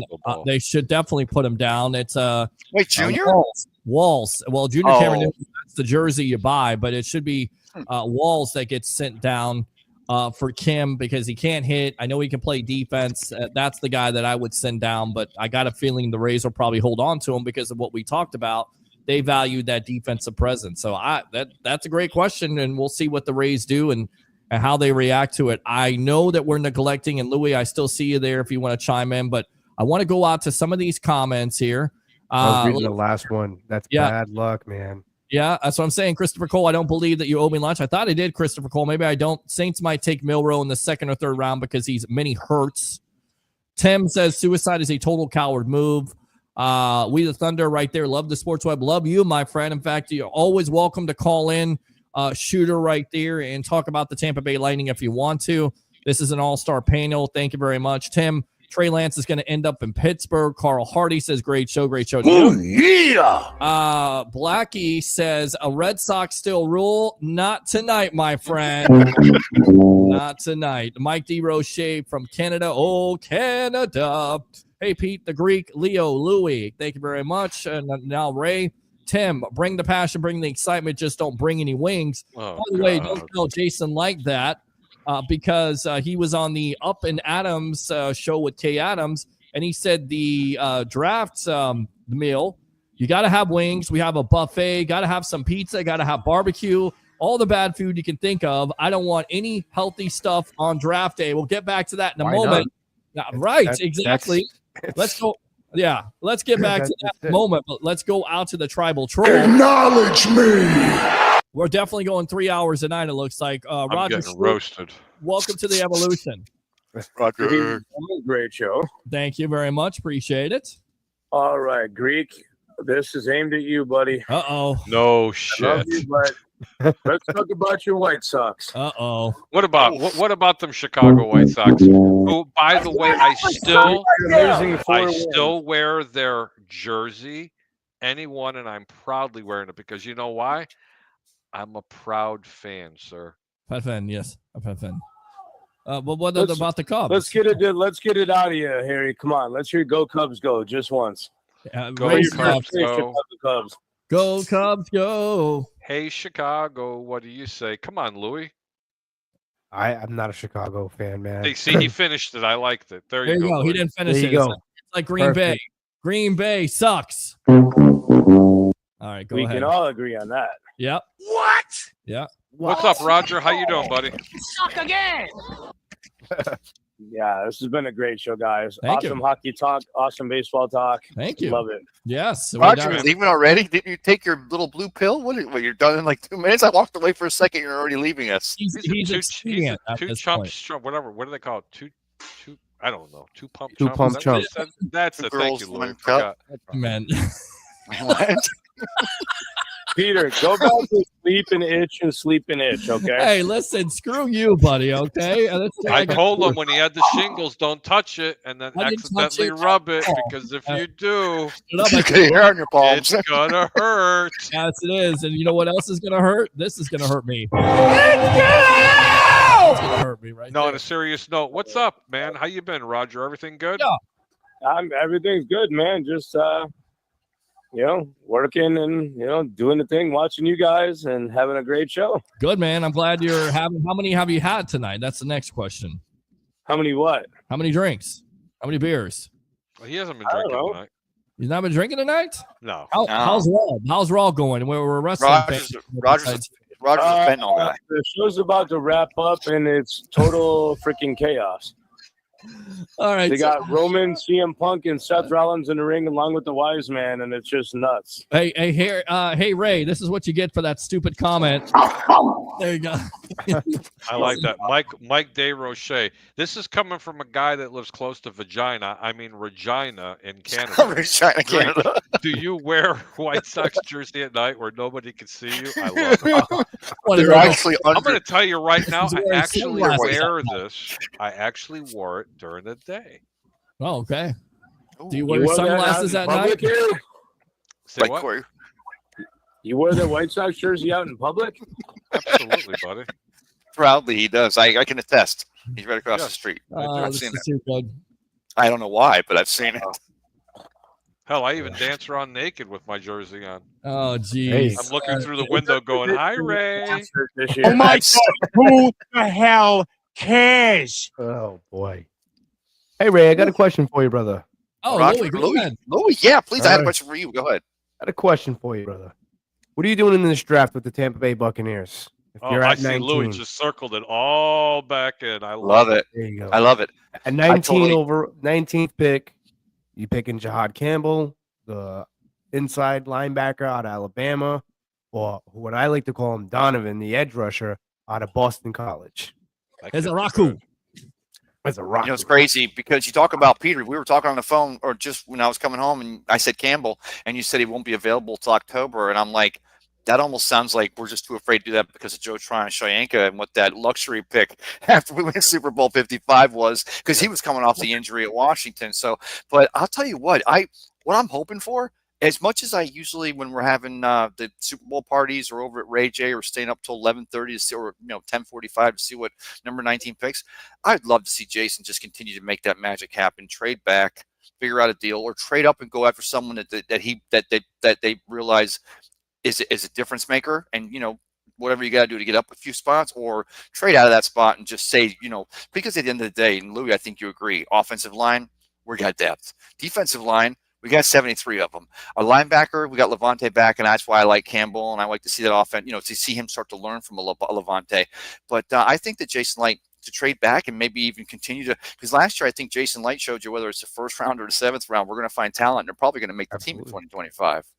Yeah, I mean, Wow, that's a great answer. again, yeah, I mean, it's just I'm looking at everything, man, and like I said, I really love. If you guys been watching, man, and all the web heads out there, if you guys been watching, I've been pounding this drum, Jahad Campbell. I really love Jahad Campbell, but my whole thing right now is, yes, he's going to be available in October, but you're behind. This isn't college football anymore. You're playing with grown ass men now. Like it's the game is so different. And it's going to take time. And this system with Todd Bowles is not an easy system. You have to be there from day one, from the rookie mandatory camps to everything. You have to take that playbook in. It's not an easy system. I'm telling you, I have this funny feeling that, with Campbell, I don't think they're going to go after Campbell. I think maybe, I hate to say it, he could drop to the second round because it's just the availability. I do think so. I think Louie, let me return a question. Can I return a question to you? Sure. This is because I don't know enough about Campbell, and obviously, I've watched your podcasts, and I like the kid. Is he the kind of kid? Does he impress you? Just because you obviously know more about him than I do, does he impress you? The kind of kid that even though he wouldn't be available till October, he'd be sneaking over into the offensive coordinator's house over during COVID when you're not supposed to be meeting. He's some kind of player that would want to dig down and learn a system and spend a few extra months with Todd Bowles, who was a great defensive player himself. Or does he seem like a guy that's just another an LSU quarterback who's going to go ahead and go into the transfer portal because he doesn't get his NIL money? Yeah, I mean, the thing is with Jahad and the Tampa Bay Buccaneers is this. I've been saying this, that this is the most important offseason for the Tampa Bay Buccaneers because our window is closing for a Super Bowl. If you don't believe me, ask the 49ers. Look at the situation they're in. The time is right now. And I love Jahad Campbell. I really do. But unfortunately, if you ask me, hey, would you rather have Jahad Campbell and wait until November, December when it really starts to get into a groove, which is nice? Or would you rather have one of these safeties / corners like the one I just mentioned, Xavier Watts, who puts up 6 to 7 interceptions, maybe doubles what you had last year, because at the end of the day, this defense needs to create turnovers. And we can't wait for somebody. Somebody needs to step up right now, because this team needs to win a Super Bowl now. They're built to win right now. Baker Mayfield coming back, the whole offense, you have Chris Godwin, Bucky Irving, the rooms, every room on the offense is loaded. It's just the defense. That's why I say this is the most important pick that they have to make right now, because to me, you need a guy to come in here in this defense to make an impact. It just sucks because it's like the middle of the field was wide open. You know what, Louie? You're making some solid statements there. Jahad Campbell is the pick if he's there, and I don't think listen, man. If he's there, you got to jump on him, but I don't think he's fallen to the second round. They may even have to go up to go get this young man. He's 6'3", he's about 235, and if I'm not mistaken, he ran about a 4.5 in the 40-yard dash. He had about over 100 yards. I mean, he has over 100 tackles, and then I think he's a junior. Look, man, this kid has got so much talent that's coming out. I told you, he could play up on the line. He could stick his hand in the ground. He can play all three positions. You can drop him back in coverage. But you're talking about a Super Bowl window. Let me be clear. This team was rebuilding a year ago. Okay? That's what people were saying. This team still has 2 or 3 years left. You know what? I want to see him address that defense, because the Achilles heel, this team wouldn't, if it made it to the Super Bowl, it's going to get blown. They're going to get run right out of the gym. They've got to get better on defense. The secondary's got to start playing a little bit better. Everybody's panicking about the defensive line. Look, man, this team is going to look a lot different this year in 2025 than they did last year, because they're going to address this defense, but they need depth on that offensive line as well. And people are not talking about that, because remember, you're just 2 years removed from one of the worst offensive lines in the entire National Football League. Oh God, yeah. Okay, so to say that this team's got a small Super Bowl window, no, this team was BTE for the past. Wait, 2 Harry, years. you said the Bucs are just removed from having the worst offensive line. Are you going back to Jameis Winston days where he was holding on to the ball? I'm talking just a couple of years ago when you lost Ryan Jensen and Ali Marpet retired. Right. Yeah, no doubt. And then you got Alex Kapp as a free agent with Cincinnati. But I mean, still, they didn't lose a beat, though. This offensive line, ever since Tristan Wirfs, and the fact that I think that Jason Light's been doing one of the things I think he's best at is building that offensive line depth. And I think you see it with the. He's the first man to say that they have a Super Bowl window. Hats off to you, Louie. Okay, because every pundit around the country is just now starting to acknowledge that this team is legitimate. Yeah. Okay? Because the past couple of years, they had win-loss totals of winning no more than 5 football games. Yeah. Okay. Well, Harry, the BS of that. I can show you a winning ticket where I said that the Buccaneers would win X amount of games or more last year. Yeah, you did. I won that bet. I also won the bet on a proposition bet, which I don't play proposition bets. You'll get to know me. I'm not an advocate of playing prop bets. I try to make you do it because that's all I want to do. But between winning the division and winning over 8 games, it was like literally picking cherries at Aunt Mary's. It was the easiest money I've ever made. Okay, but Harry, that's why I gave it out. Play the under in Pittsburgh. But then again, Louie, that's a really great analogy. You draft that young man as a linebacker, and you just now got better for the next 5-6 years. I want to go out to these numbers here with Campbell. Good stuff there, Harry and Louie, and of course Tampa Bay Ray. Sorry, Ray. Campbell, the versatility, 13.1 pass rush win rate, so you can blitz him from the center. You can blitz him off the edge. We know all 3 positions. Yep. He also positivity 17.1% on run plays and forcing incompletions, which was the Achilles heel for this linebacking crew, especially in the middle of the defense, which I continue to say was like the Atlantic Ocean last year. 13.3 incompletions on targets while recording 22 coverage stops in 2024. That's exactly what the Bucs need. The problem is that he won't be available until October. Will the Bucs do it? We'll see. It's a toss up, man. It's close. Look, why October? Because he had injury. He had his labrum. He just had shoulder surgery done. Yeah. But I do want to ask. I do want to ask you a question, Harry. That's you why. said that That's the why national. I'm saying. No, he might be there, and I think you might be right, Louie. I didn't know that because you have to Yeah, understand. he's having well, I believe he had just because I was beating on the drum. I wanted him. You can ask That's Peter. a I said hardcore this surgery, kid, man. yeah, man. I said this kid is phenomenal. I'm like, he's batting balls down at the sidelines. He's not afraid to stick his nose in the run game. You can play him on the edge. And then when we found out, we actually talked about it. We found out that he his shoulder worked on. I'm like, that's a huge blow because we need availability, and that's why I'm looking at corner now. And again, I love Jihad Campbell, but I do think I have a funny feeling that he can fall into the second round just because a lot of teams are going to be wary of that. I'm not saying he's going to make it to where the Buccaneers are going to pick in the second round. I think the Buccaneers would have to pick trade back and acquire some capital like Jason Light. I take it back. That's not a Jason Light guy. Jason Light does not take risks. No, they do not. Joe Tryon-Shoyinka was the biggest swing he's taken since Roberto Aguayo. I mean, he does take that swing. But JTS, he will was in the wrong system. Yeah, but it's not just the wrong system. Louie.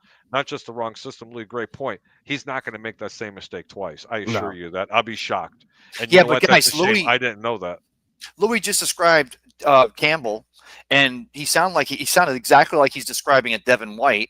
And I know we got a linebacker who's been on the team for 14 years, and thank God he's here for a 15th year. But you got to address that linebacker position. So you always say draft the best talent at the position. Maybe Jason Light, the reason why he's the best GM in the National Football League is because sometimes he's actually drafting for need, and maybe you need that all-star linebacker again, like I was saying earlier, to have the confidence coming in here as a first-round pick, and also realizing he can learn from Levante, but be a leader on this defense for years to come.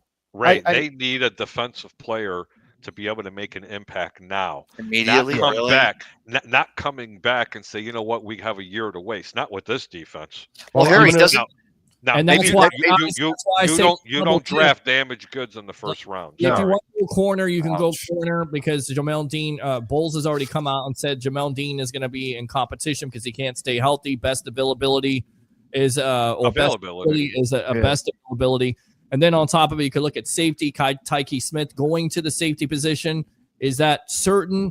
Could you go in a different position, or you go with an edge rusher? Once again, safety from South Carolina. Peter and his edge rushers. I got to get my edge rusher. Well, that's where it's at. I mean, that's where your bread and butter is at the end of the day. Let me go. Yeah, you're right, Pete. Barrett, JPP, Simeon Rice. The list goes on and on and on when it comes to edge rushers. And I go back to the Philadelphia Eagles and the rotation of what they did to the Kansas City Chiefs. And if you can get an edge rusher like the big E from Boston College, or you go with Mike Green, maybe he drops because of the 2 assault charges there. Although red flag, we'll see what Jason Light does if he's going to take advantage of that. He did address it at the combine. The positive thing is he did address the situation at the combine. He seemed very confident when he said, I don't know if he addressed the whole thing, but I do believe Mike Green did address it, and he said he was pretty confident in addressing it. I don't know exactly what it was that he said, because once I seen that, I was just like, yeah, this is a red flag. I don't know if Jason Light, he already went down this road with Jameis Winston. I don't think he's going to go down the road again. Can anybody say Jalen Carter? Well, that situation with Jalen Carter. Same situation, and he's a better player. Jalen Carter was, and he had to fall back a little bit. I mean, that's just he reminds me of Jerome Brown. Take you guys back to the Eagles in the day. That's what's going to really help out the Tampa Bay Buccaneers, because guys like that, they're going to fall to the second round, And for me, like I said, I think the biggest thing that the Buccaneers got to really do is they need to do their due diligence, which they already have, their due diligence with these corners. Like I said, out of Ole Miss, I really like Trey Amos. He's a guy. He's a big corner. He's a Todd Bowles. He's a Todd Bowles guy. And what's his face? Shiloh Sanders. He's all right. Have you seen the film on him though? We were talking about this yesterday on Cup of Ray, and the film that Baldy's breakdown. He hits like Alex said. He hits like Johnny Lynch, and if that's the guy that you can get later in draft, I don't think this. The thing about this Buccaneers team that I love, and I'm sorry I break you, but Todd Light or Jason Light, I'm sorry, has earned enough, because he made the statement this last week where I only bring people in, the cooks and everybody are evaluating them. So he's talking about high value people. He's built a culture here in Tampa Bay that he can take a swing on someone who like the light that a Shiloh Sanders would bring because Deion's is dead and where's Shadur and what's going on there, and actually use that to their advantage, like they did with John Lynch when they brought him out of got him off the Marlins as their first pitcher in team history to come in here and play defensive back because he was talked into playing that position. I think the Bucs have a history with that, and I think you have the kind of team that could take him under his wing. I can't see the Bucs all of a sudden going big time first cornerback back. It's always going to be the front pressure, right, Pete? So that's why you got to have that defensive rush. Yeah, but I also think you have to look at linebacker for the future. I'll go back to this scouting report on Arazaku. His hands exploit small advantages to turn them into big ones. He has a variety of ways to challenge protection, though he's still learning to craft his plans. His play demeanor, skill, athletic talent are the underpinnings of a productive starter with 3 down value. Why is that important? Well, it's very simple. It's what Todd Bowles said about Hassan Reddick. The reason why you're excited about getting him is because first, he is a productive starter. You got him under a 1-year contract, so you know that he's going to be hungry for that new contract, and you also know that Jason Light will pay guys that are productive. But in case he's not, then you got somebody under him, and then on top of it, you're able to rush 4 instead of blitzing or instead of playing zone, which I know a lot of Bucs are complaining about. Jamie Lindsay, the Bucs Warrior, has been complaining about Todd Bowles. Well, the reason why you're doing a lot of that stuff, you're trying to mask the weaknesses that you have on this defense. The reason why it's important to get an edge rusher is it helps out. Secondary too. Yeah, you're both right. 4. You can rush 4. It takes you can go out there and get a corner in the 2nd or 3rd round. I mean, if the talent is from 2nd to 4th round, it's the same. You're probably going to be able to get a productive player. But by the way, the thing is with these corners, Jason Light has done this in the past, my friend. Vernon Hargraves was the exception, but do we all remember Jamel Dean in the 2nd or 3rd round? Do we remember Carlton Davis in the 2nd round? And those players, and Sean Murphy Bunting was in the 2nd round. One of my favorite Buccaneers that was probably one of the most underrated corners secondary in all of football, and everybody couldn't stand him because he's like, oh man, you could call him toast. Nobody was bitching when he made those interceptions. I'll tell you what, the most beautiful family, too. We used to join in for the tailgates over at Raymond James Stadium. His entire family, Sean Murphy Bunting, and they were all down there. His mom, the family, cousins, people come down to celebrate, and they were just the best family, and they were great. They were a part of that Jason Light culture. Where's he at now? Is he in Arizona? Tennessee. Oh, is he in Tennessee? Yes, Tennessee. Mayonnaise. I wish they never would have. I wish they would have worked something out with Sean Murphy Bunting because I think he was a good corner for the Tampa Bay Bucs. He really was, in my opinion. I think he was. But again, I think this year's draft. I mean, a big problem. Again, there was no pass rush this year. I don't care what anybody says. The pass rush was horrible. Now you addressed it with Hassan Reddick, and I think you're going to see a big improvement on the pass rush. You're not really depending on corners you're not hanging out corners out to dry. If Hassan Reddick, with all due respect, Hassan Reddick's going to have to want to play. He's going to have to prove a lot to me. I think he's going to want to play. I think you can speculate all you want. Yeah. You don't get to pick up your Legos and decide, hey, you know what, I'm going to go home. That's exactly what he did. I think Hassan Reddick is going to want to play because Larry Foote's here, and Todd Bowles. He tends to get the best out of these guys, and Todd Bowles, he's like a father figure, and a lot of guys come here and their careers reemerge like a phoenix rising from the ashes. So good point. Not only why is Larry Foote being here important? Go ahead and finish that thought. Larry Foote, because it's his guy. He was with the Arizona Cardinals, and he determined, hey, you're playing the wrong position. You need to be on the edge. And he made him what he is. I mean, he made that change when he drafted him, put him in that change at defensive as a rusher. Go ahead. And like I said, that's why when I listen to what Todd Bowles had to say about, hey, we lack depth at corner. Corner is very important. And like I said, there's another kid that I really like that I want you guys to go check out, Xavier Watts. He's a safety, but he's your prototypical Todd Bowles guy where he can play safety and he can play corner. And this kid, 2023. 6 interceptions. 2024, 7 interceptions. All right. This kid is a ball hawk. And like I said, with the pass rush that you're going to generate, because I'm going to go ahead and call it right now, Logan Hall is going to have more than 5 sacks this year. Logan Hall is going to play. He's playing on a contract. Yeah.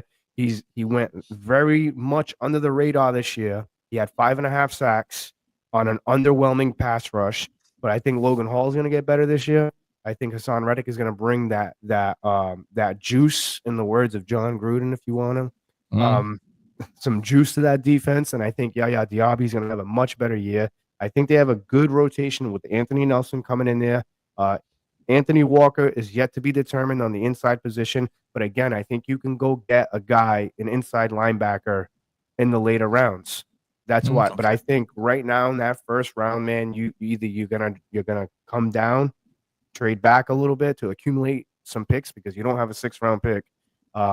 So that way you can accumulate more depth for that defense, because it's going to be a very defensive heavy draft for the Tampa Bay Buccaneers. They have no choice. You're going to have to go and get some offensive linemen in the later round, which is fine. But I really like Trey Amos and I really like Xavier Watts. Again, Xavier Watts too. He's 6 feet. He can change the game. And like I said, the Buccaneers were unstoppable when they were going up 2 scores. Nobody could stop them. Nobody could touch them. And But let me ask you this, Louie. Let me finish this thought. So if Levante retires next year, the Bucs have a great season. We're going to win the NFC South again. New Orleans is not a threat, even though there's a certain defensive end camp wants to make them a threat. But Carolina's getting a little bit better, and Atlanta. I'm going to tell you who's going to be a threat, Ray. You better watch out for the Carolina Panthers. Atlanta. Yeah, I called it.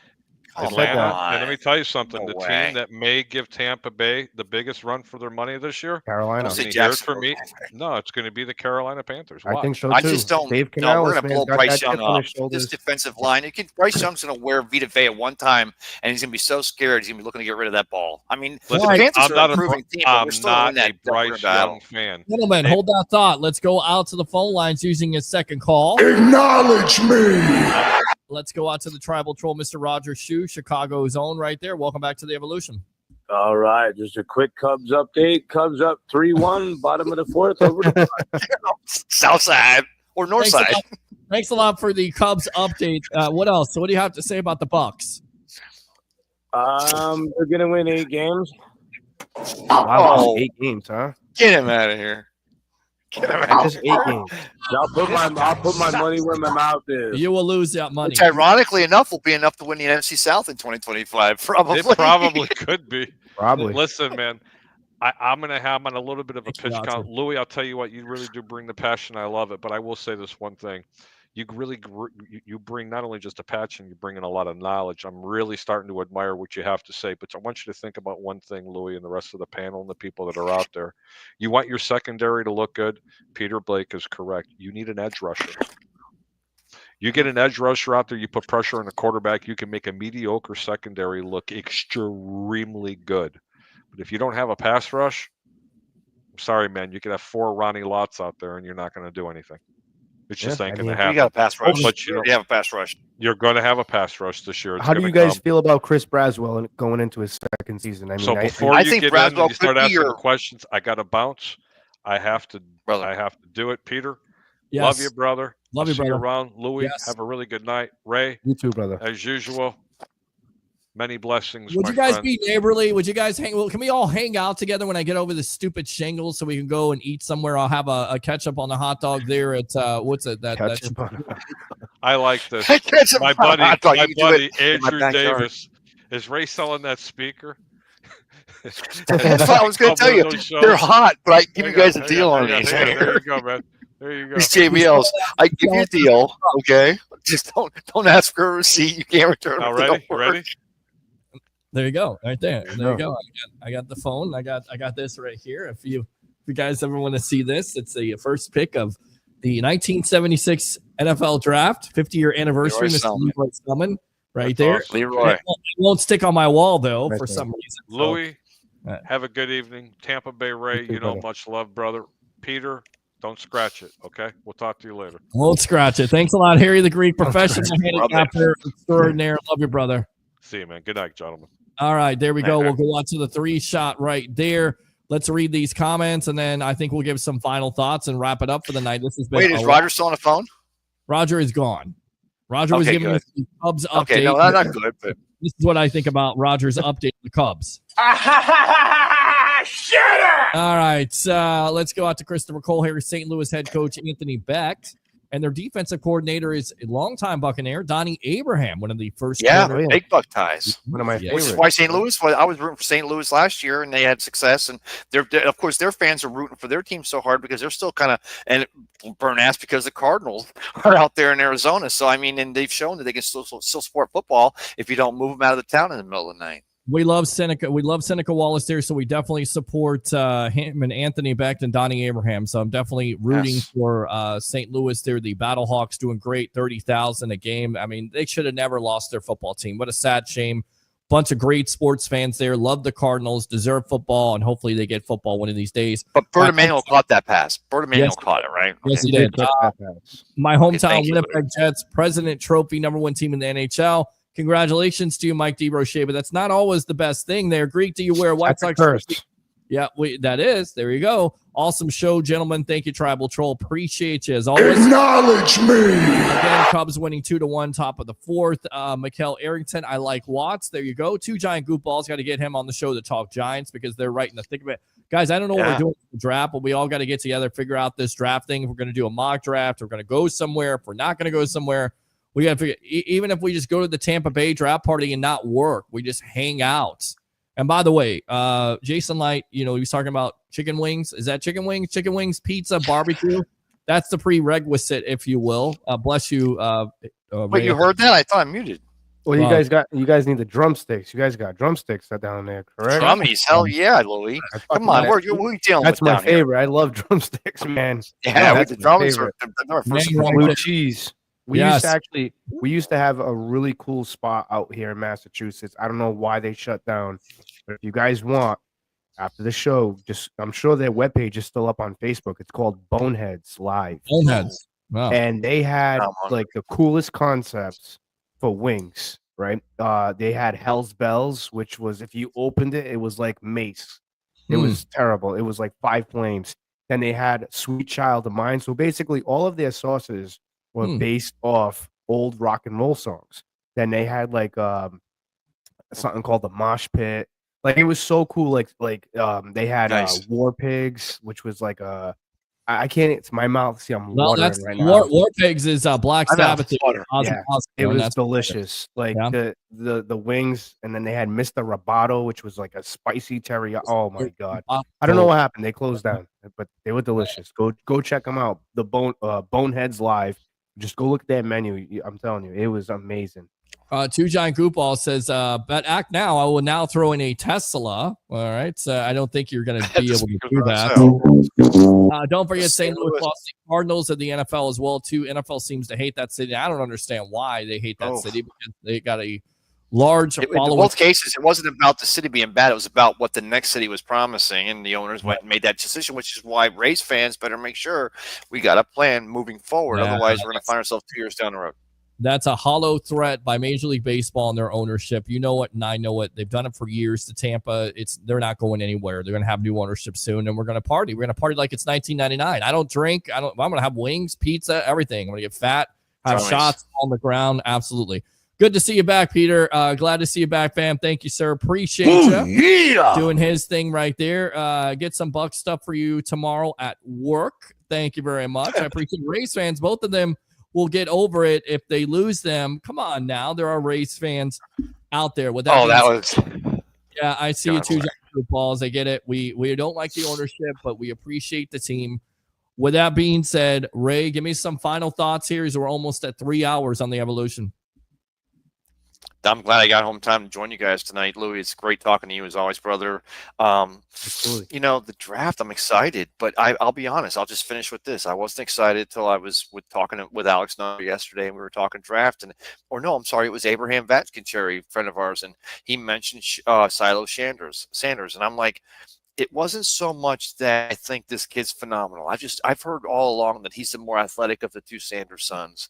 And, here we are talking Shedeur should go in the top, right? And when Abraham shared that video with me that showed him he hits like John Lynch, I'm like, that's, again, like with John Lynch, he wasn't going to play football his senior year at Stanford until Bill Walsh brought him in, showed him video of Ronnie Lott, and talked him into doing it. I'm not saying that Shiloh has a chance to be Johnny Lynch. I'm just saying that this team, as far as your secondary, if you have the pressure up front and you want to develop the linebacker position, which I think is why you draft the linebacker to learn, then the secondary, as always, is the front end predicates the back end. So you got a great front end, it makes up for a weak back end. So Louie, great talking to your brother, and Pete, thanks for having me tonight. Absolutely good stuff there. Let me read this comment really quick. Go to the draft party at Ray J. I was there when we drafted Devin White. It was an amazing experience. That's why I will always love for White. Wish I could go again. It's right down the street. Remember, we were at Ferg's at the time doing a draft show, and Devin White was going to. That was a good draft show. That was a great draft show. So we're going to try to figure out what we're going to do here in the next. Well, what's funny, Pete?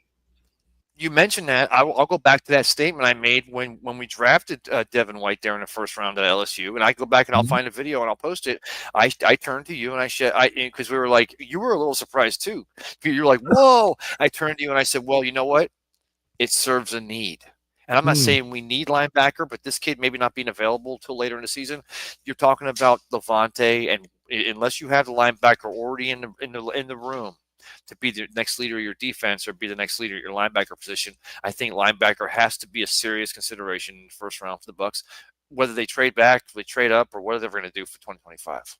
Yeah, it definitely was. But I also remember me saying, what they should have gone after at that point. I wanted the kid that the Jets drafted, didn't get a chance to get him defensive tackle, but I also wanted the edge from Jacksonville, Josh Allen, who, once again, what are we looking for, guys? An edge rush. Okay, good point. Good point. But the reason why they drafted Devin White was because they were in a division.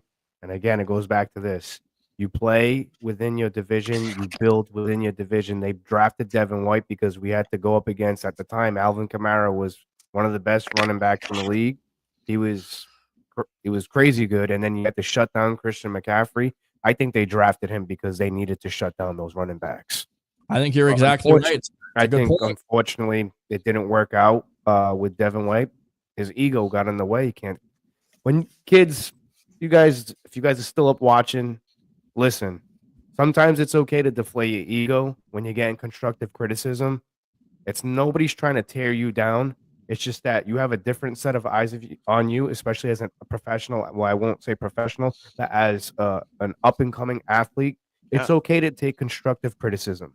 Learn from it. Get better. Let it piss you off. Yes. Because when you let it piss you off and you work on it, nobody can stop you. It's okay to take constructive criticism. Get out of the bubble of this entitlement, please. Good stuff. Excellent stuff there from Louie of the Frozen Pirate podcast. So we'll figure out what we're going to do. Take care, Ray, fellas. for coming on as always. Man. Louie, thanks a lot for the final thoughts. Thanks a lot for coming on. We'll see you on Wednesday night. All right. Yeah. Remember, I'm going to be traveling to Nashville. So I don't know what's going to happen. From my house to Nashville is about 14 to 15 hours. So you might get me in a hotel or you might get me on the phone. But either way, I'm in. He's in right there. We'll go ahead. What do you hear? What do you say? There you go, my friend. Thanks a lot for the time. We'll see you on Wednesday night. Of course, for Turnbuckle Talk is WrestleMania is just. We got a lot to talk about. A lot of stuff's going to happen. And I haven't even watched Raw yet, so I got to see what that commotion's about. But there's a lot of stuff. Make sure y'all tune into that. Yep. Good stuff, Louie, from the Frozen Pirate podcast. Newest gun here on the Evolution. Love it. There you go, my friend. He's out. Let's go out to the final comment, and we'll wrap it up for the night. 3 hours. How about that? 3 hours. Facebook stars are open if you love the content. YouTube super chats, as we had the Green Queen herself donate. So, guys, do the same thing, especially if you love the content. Like and share. Of course, son of the greatest cornerback ever. Sure, coaching is Shiloh's issue. It's processing that can't be taught. You got it or you don't. Good stuff there. From Two Giant Goofballs himself as we come back to the one shot. Thanks a lot to all the guests tonight. You guys really made this happen. Of course, Louie from the Frozen Pirate podcast. You got Leo Haggerty from a Coach Scout and now media member of Night Sports Productions, Mr. L. Bushman of the Rays Rewind podcast, as they take care of business over the Boston Red Sox 16-1. Of course, Harry, the great professional handicapper extraordinaire of the show, and best of the Bay, Tampa Bay, Ray Kennedy. Once again, happy birthday to my beautiful mother. Go and wish her. The question for the night, who do you take at 19? We'll post it on Facebook. Is it Campbell out of Alabama, or is it Big E, Razaku, Donovan Razaku from Boston College? Hopefully I get his name right. That will be the question on social media. Like and subscribe to the Sports Web on YouTube. Friend me on Facebook at Peter H. Blake. Do three things. The roommates are home.